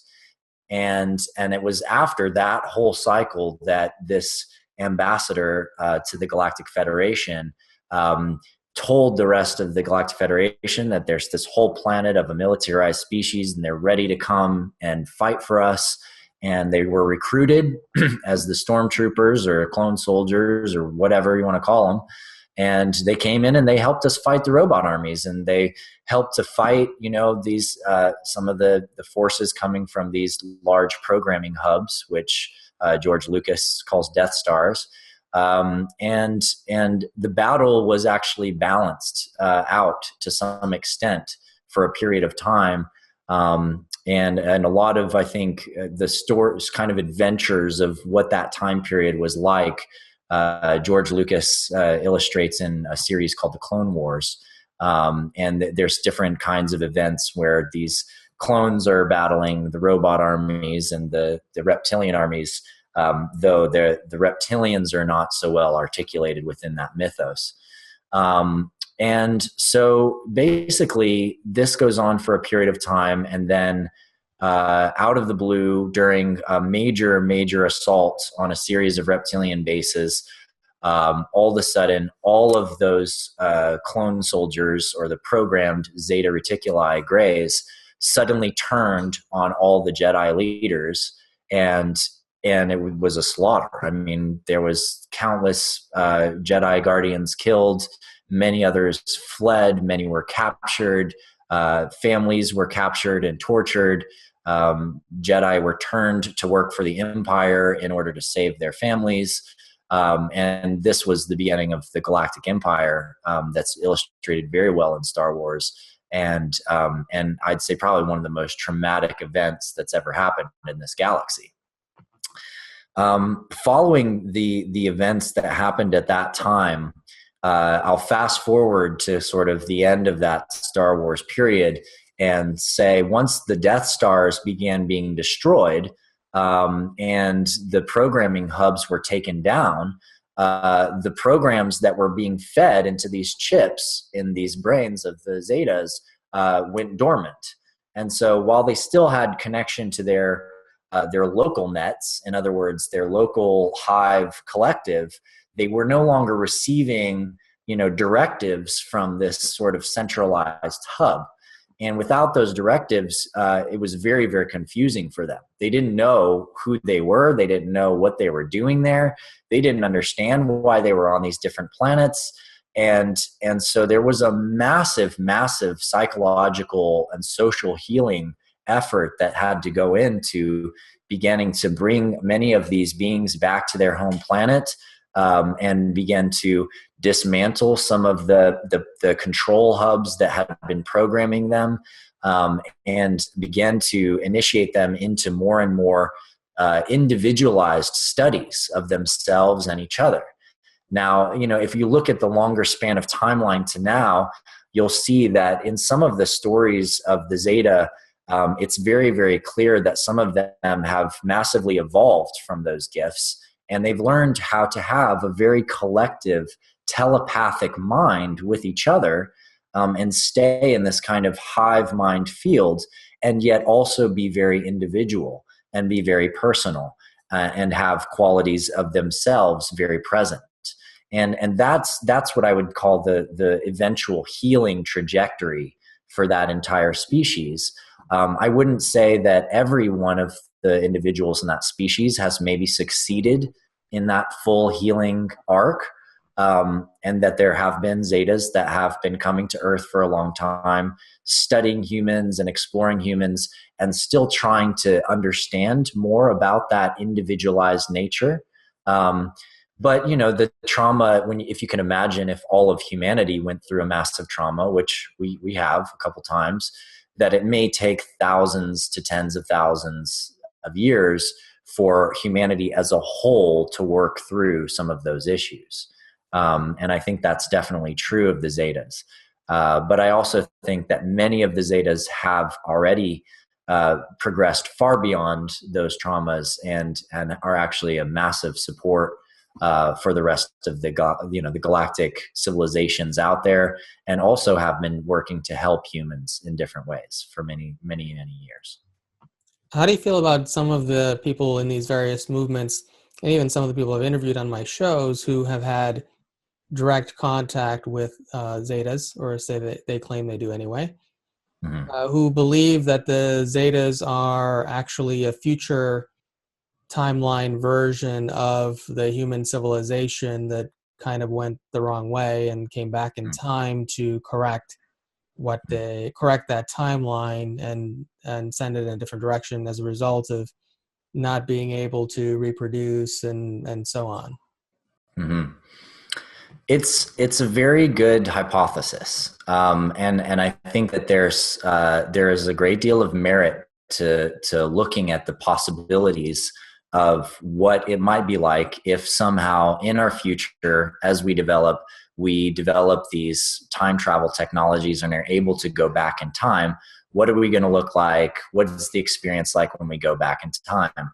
I thought that The Last Mimsy, which is one of my favorite movies, by the way, it's an absolutely beautiful movie, does a wonderful job articulating that specific theory, in that there's this event in the future and humans need to recover who they are. And so the tears of this beautiful, enlightened child are stored into this robotic rabbit that's able to travel through time back into the future to a couple beings who recover it. And they look like, a little bit more like mantis zetas or something, but they have a kind of zeta look to them. And then they are able to actually take off their zeta suits and they're humans. It's a very interesting idea, but it doesn't, to me, it doesn't quite line up with all of the different storylines when you look at them together. You can see that there's a lot of truth in those statements, and yet there may be some slight gaps or mistranslations in the way that they're being transcribed. And so the way that I would explain that is to say that, well, first of all, we don't yet understand enough about time travel and how time travel works, I think, to accurately use that as a logical descriptor for why anything is the way that it is. And it is also absolutely true to say that the Zetas are very much like the future of humanity, because the Zetas were a lot like humanity in the period of time when they were initially given the chips and they were programmed and became this clone army. And they just, right after that, they became interplanetary, interstellar. They developed new technologies. They became part of this galactic civilization, all of which are experiences and events that we are actually in a trajectory to reach ourselves right now. And so they do look like the future of humanity. And you could also say that, all of these different humanoid galactic species are future humans.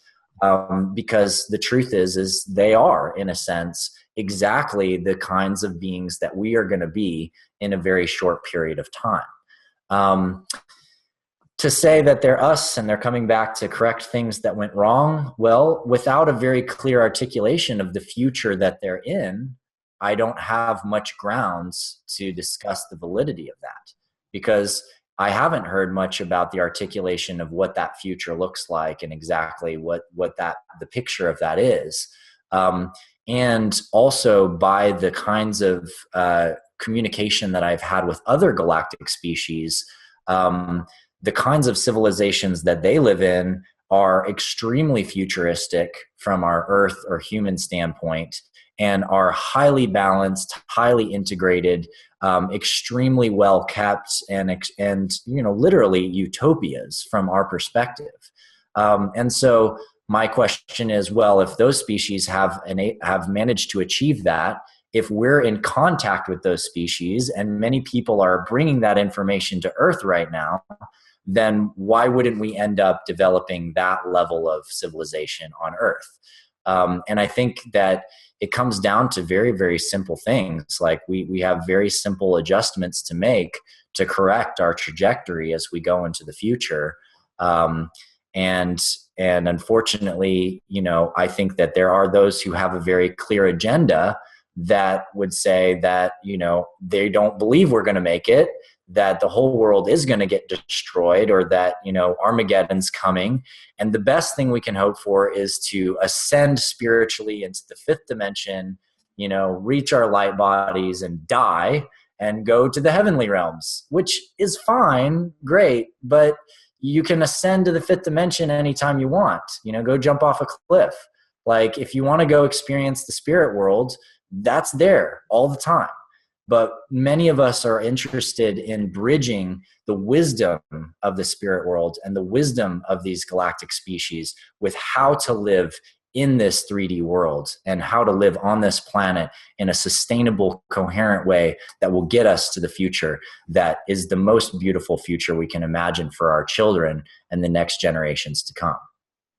So explain that. I'm not sure I understood your perspective on that. So are you saying that it's not possible to ascend to a fifth dimensional consciousness and still exist in physical bodies here on Earth?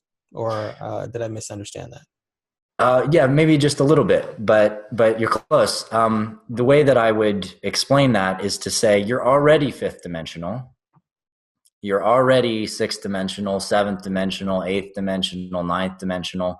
You are a living light body fractal of the universe. Your body, and actually your consciousness field and your soul embodiment, is actually modeled after the multidimensional universe as it exists at all times on all planes. And at any time, you can develop the capacity to be more aware of patterning and events, structures, and systems that are occurring at these different levels of your consciousness. In other words, you can go to astral consciousness, travel around. You can go to etheric template level. You can see actually the higher dimensional templates that are latticing into all structures in the universe and holding sort of their original vision intact and in place. You can go into the celestial heavens and you can meet archangels, and you can connect with beings whose sole purpose is to help every being discover their own divinity and their own divine nature and receive the love of the source of all that is, which is really your love and who you are at the core of all that you are. All of these things are accessible to you. And you don't have to leave your body or exit the three-dimensional reality to have an experience of those things. But there's sometimes misunderstandings about that go on within a lot of the New Age community in particular, that is an idea that somehow we need to somehow vibrate higher to a point where we leave these physical bodies and we enter these higher vibrational states and we stay in them. But the fact is that as conscious beings, you're both becoming higher dimensional and lower dimensional. There's an expansion of consciousness when you're able to hold celestial consciousness and also hold your embodied consciousness. And so what I meant by, if you want to just go hang out in your fifth dimensional self, go jump off a cliff. Well, what I mean by that is that you're going to drop your physical form. And at that point, your consciousness will mainly be residing in your spiritual body and the different aspects of your spiritual body. If you had a very, very strong astral body development while you were alive, then you will be able to engage with things on the astral level here more proficiently. If you had a very strong etheric field, then you can even come back to Earth, and as a spirit, you can move things and create changes here in the physical while in your spiritual body. And some beings do that kind of work, and some beings go the other direction, where it's less and less important what occurs within the physical, the emotional, the mental experience, and that there's higher levels of consciousness architecture that are being woven as part of their purpose for their existence. And so it's just important for me to communicate to people that from my assessment, physically and as well as metaphysically, that you are already a multidimensional being, and that it's really just a matter of developing these different vehicles of consciousness, which you already have inside of you, to experience the diversity of reality that's out there. Speaking about reptilians for a moment, a lot of people believe that, and even Michaela Sheldon, who's an intuitive channel, who's on the show with me a lot, we've channeled that there is a reptilian race that's in the center of the Earth that has been largely in control of the consciousness of the planet and is behind a lot of the global leadership and so on, and many of the negative things that have happened on Earth, and the wars and so on. Do you have any validation for that from your recollections? As to civilizations and beings inside of the planet Earth, I have encountered a few different individuals who have had stories or experiences of some connection with consciousness that is residing in the Earth. There are some stories of beings or tribes leaving during the time of Atlantis, that may have gone into underground cities or caverns. And, you know, for the most part, that kind of information is very, very, very difficult to validate or invalidate, without having a direct experience of beings coming out of underground to talk to you. You know, it's very difficult to assess the reality of that truth. I know that from my own astral journeys and experiences, I've experienced many different levels of consciousness inside the planet Earth, and many larger beings, very large dragon beings that live inside the magma, tunnels and channels inside the planet, and different like astral level beings and consciousnesses that are under the ground. But I have not been able to, for myself, fully verify the validity of there being underground civilizations. As far as the translation that there are reptilians living under the ground and controlling people, well, there are some parallels with that within some of the whistleblowers that I have encountered and spoken with. A Black Ops whistleblower named John Oreva shared with me experiences and knowledge of knowing about massive construction going on underneath Highway 40, building these massive underground caverns, and certain other locations where they're building massive underground caverns where there's both military bases and survival bases in the case of some kind of massive planetary cataclysm or destruction happening. And so if you have the standpoint or the belief that, you know, all of these secret government operations are being run by reptilians and it's all designed to enslave humanity, then that would be a very accurate statement to say that there's reptilians living underground and they're trying to control humanity. To the extent at which that is going on and is true, I can say that from my experience, there is some validity to some of that. There are underground bases where there are very, very top secret operations going on, that I know about, that involve psychic warfare, that involve high level military training, and things like that. Do I think that all bases are like that? No. And do I think that there's a massive army of actually physically reptilian beings living inside of the Earth that are going to come out and assault us at any time? No. But that, you know, it's to me, I think that it's always important to step back. This is the art of the transpersonal psychology process, is you have to step back and you have to look at how is what this other person's saying. How could parts of it be true? If they believe it's true, which parts of it are true? And which parts of it might simply just have the wrong translation? And if there's a translation around it that could be changed or adapted slightly to fit with evidence from a lot of other things, then maybe it's actually just the translation that needs a little bit of work, and not the theory at its core.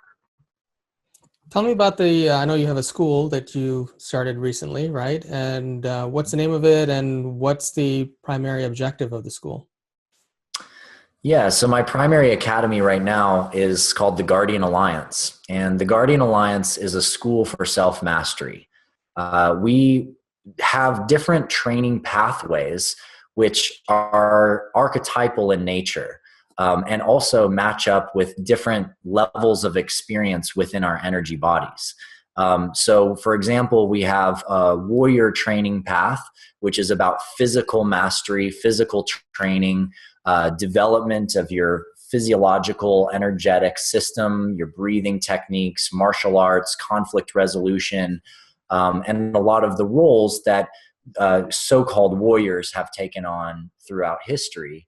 But bringing those into the modern age and honoring the warrior pathway and giving tools for those warriors to come into their work in the world at this time, and actually be able to give their deepest gift, which might be stopping a fight that's about to happen, which might be just holding the physical space or supporting physically developments or buildings that need to occur, that kind of thing.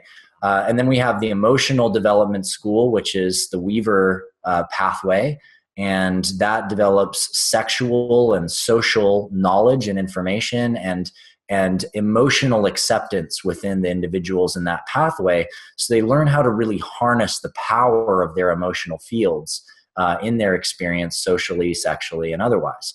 The wizard pathway explores magic, mental constructs, idea forms, the void, manifestation sciences, how to create what you want in your life, how to ward and protect yourself from things you don't want. The healer pathway, which is the heart chakra center, is all about connecting relationships, using plants and different medicines to provide holistic healing processes, energetic healing techniques inside your own body, and also giving energetic healing to other people. The ambassador path, which is the throat chakra pathway, which is a school for sharing your deepest message and your gift. So how do you share your great message with the world? How do you give your gift? It's public speaking. It's the dynamics of social energy systems, how to work with speaking to a collective or to an individual in a way that onboards them to the ideas that you're sharing, building credibility, writing techniques, etc. And then finally, the Star Walker path, which is a path of exploring lucid dreaming, astral travel, psychic abilities, the different planes and dimensions of the universe, connecting with spirits, working with different kinds of spirits, traumatized and otherwise, and connecting with different galactic civilizations and actually beginning to make contact with some of your soul tribe from other planetary locations. And so the circle of these 6 different archetypes forms what we call the mastery rings. And the mastery rings, as you walk the mastery ring and you explore each of the skills in these different archetypes, you find that you're stronger in some and you're weaker in others. You might start with your strongest archetype and work your way to your weakest archetype, or there may be some you have almost no experience with. But they all balance with each other in perfect polarity, like a flower of life does. And what happens is alchemically inside your consciousness, as you progress through the courses, the 6 pathways in the mastery ring, you begin to awaken the 7th space, which is actually your true self-mastery. And nobody can teach you that. That's the part that you get on your own. That's the part that you learn to actually download through yourself, is that greater wisdom about your divine pathway, your true nature, and what your purpose is here on the planet. So where does somebody, and if you can share some of the different websites, where does somebody get involved in that program? You can just go to guardian.is, or just search on Google for Guardian Alliance, and it comes right up. And there are a lot of different ways students can get involved. We have a massively growing student base, and it's growing every day, all the time, with new students coming in and taking the courses, and some who are just there holding space for students who are coming out of the courses. We have several new courses opening up in the next couple months. But we have options to take both free courses on the site. You can also take our membership programs, which have a series of different medias and techniques and skill sets that you can kind of develop in one-offs. Like, I just want to learn this little thing or this little thing. Or you can become higher level members and get access to all the courses that we've released so far. And we provide as many packages as possible. We open up to scholarships as much as possible, because we want everything to be as accessible to everyone as possible, and still support the teachers in creating their courses and putting all the time into the classes. So why the name Adam Apollo? Is that your real name, or is there some connection to a past life, or what's the history of that? Yeah, it's a common question. It's on my birth certificate. Apollo is my middle name, and my birth name was Walsh, my last name. So I'm Adam Apollo Walsh, and I honor my Walsh lineage. A lot of the Walsh tribe, I know my coat of arms, and I know what we dealt with in Ireland. There were a lot of traumatic raids on my people by English landowners, and the Walsh family sort of got sick of it. And the Walsh and Wallace families were actually the same family a long time ago. So if you've seen Braveheart, it's a lot of similar stories to what went down in those tales. But eventually, a lot of the villagers got pretty sick of having English soldiers come in and try to rape the women and things like that. And so we went and burned down all of the landlord mansions and became fugitives, and then kind of spread all over Ireland and had as many babies as possible. And then lots of us came to the United States. But the name Walsh comes from Wales and Welsh. And while, I honor and deeply appreciate that root and the beauty of that root in my lineage, it doesn't fully represent all that I am in this time now. And my wife, her last name was Rogers, and there's not even any really clear information as to where that name came from. Or it was something like "son of Bob" is what it said in one of the old tomes on where the name Rogers came from. And so when we got married, we decided to bring our coat of arms together, which, interestingly enough, her coat of arms shield and mine from our families look exactly alike. They both are white shields with a chevron on them, except for hers has 3 different stag heads and mine has 3 different arrowheads. And so we were bringing those coat of arms together, and we spent several months in meditation around what we wanted our last name to become, to really unite our soul tribes and to bring our gift to the next generations. And we finally came to the name Amor Estrella. And Amor Estrella means love star. And when the name finally hit and we wrote it down and spelled it out, I had chills for like 30 minutes. It was so intense and beautiful. And it was a little challenging to let my family know we were going to change our last name. But my father loved it so much, he asked me if I would adopt him into the Amor Estrella family. So, and I just love and honor all my Walsh family clan that's out there. Thank you all so much. And I love you. And I will always keep our lineage and our knowledge and share that with my children and everyone that I encounter, so that our family line stays strong. And I love you. Now we've you touched on this briefly, but I'd like to wind up with your perspective on where we are as a global civilization and consciousness, and are we headed in the right direction? Is there still a chance we could go back to a darker future? as we have in the past, and if and what makes you believe the way that you do? I think that we're walking the edge of a sword at the moment, and it's a tight path to walk. It's a very fine line, but it seems that the flows of the forces in the universe are on our side. And my belief in that is articulated primarily because I study astrology, and I'm very aware of the astrological cycles and patterns that are occurring in different periods of time. And it's very interesting if you look at the astrological sort of rounds that have been coming in and going on as we've gotten to this period of time, which is such a critical time for massive change.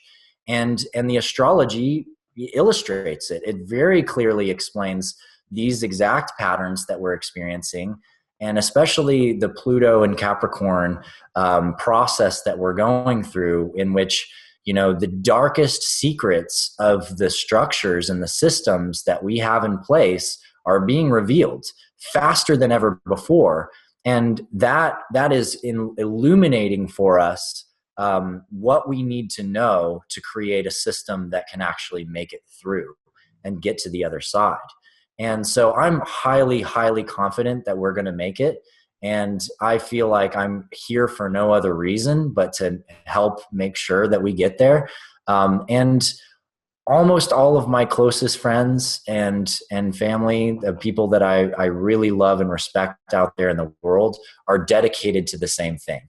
And many of them are just coming into their real maturity as project managers, as developers, as people that can develop and create campaigns for change and direct action for change, and start to get things going back on the right track. And we're also just beginning to see the seeds of some of the greatest technologies that can help to balance out the sort of environmental destructive patterning that we've had for a very long time. And you know, the fact that we've come as far as we have, and even in just the past, you know, 50 to 100 years, the kinds of consciousness progression that we've had is quite astounding to me.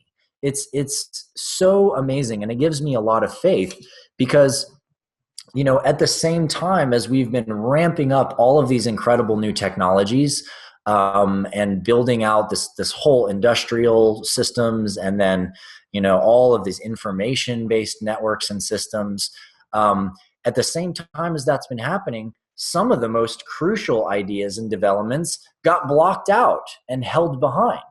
According to, you know, Dr. Stephen Greer, for example, if we would have stayed on the same track without some of the information being hid away by Bell Labs during the time of Tesla, and some of the insights that were occurring around the turn of the century, we might already be a galactic civilization. But, you know, we've gone on this path where we've been repressing, and we've also been pushing and expressing all this industry, and it's been this massive cycle of alchemy that now, just right now, is finally popping open. And we're seeing all of the mistakes we made in the Industrial Revolution.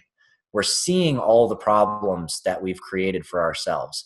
We're seeing how the train track that we've been laying out is not necessarily going exactly where we want it to go. And as we're becoming conscious, we're gaining the ability to start laying new tracks in new directions. And it's absolutely phenomenal to me now how quickly people can take on an idea and it spread like wildfire around the earth. And, you know, the flat earth phenomena is a perfect example. Unfortunately, it's a bunch of disinformation BS. But the same kind of thing can be applied to ideas that can massively improve people's lives on the planet. And we're seeing that more and more, like technologies and things being released that make it easier for people to be sustainable, to be in fully balance with their environment. I live in a net zero home. It's got solar panels all over the roof. I've got a geodesic greenhouse. I've got mango trees and orange trees growing in there, and it's 30 degrees outside. And I've got a geothermal water system that helps heat my water through the temperature inside the ground. And I've like no electric bill. And I'm using all these computer systems, and I'm using lights, and I have, all these different modern technologies, and I'm living as sustainably as I can through my home. And the fact that we can even do that now really, really gives me confidence we're going in the right direction. And it's just the peak of the wave of these new ways of living, where we can live super high tech and also very simply and very sustainable. Well, thank you for sharing all that. We didn't have really a chance to get into the talk about some of the technological innovations in the world, which I know you've got some expertise there. Mm-hmm. But maybe next time we'll do that. But good luck in all the work that you're doing, and I'm looking forward to speaking with you again in the future. Thank you so much, Ethan. It's been an honor to be on the show with you, and thank you for your immense presence and space holding. I just want to acknowledge you for that, and I'm sure many of the viewers will as well. You are such a deeply capable listener, and the energy that you hold as you listen just creates a lot of space for the people that you're interviewing and you're sharing space with. And honestly, this has been one of my favorite interviews I've done, and I just want to thank you for that and for your deep presence and your commitment to bringing this information out to the public. So thank you for having me. Thank you. I hope you enjoyed this episode of Awaken Empowered TV with my special guest, Adam Apollo. Join me next week as we speak with another incredible individual who's standing on the leading edge and changing the world.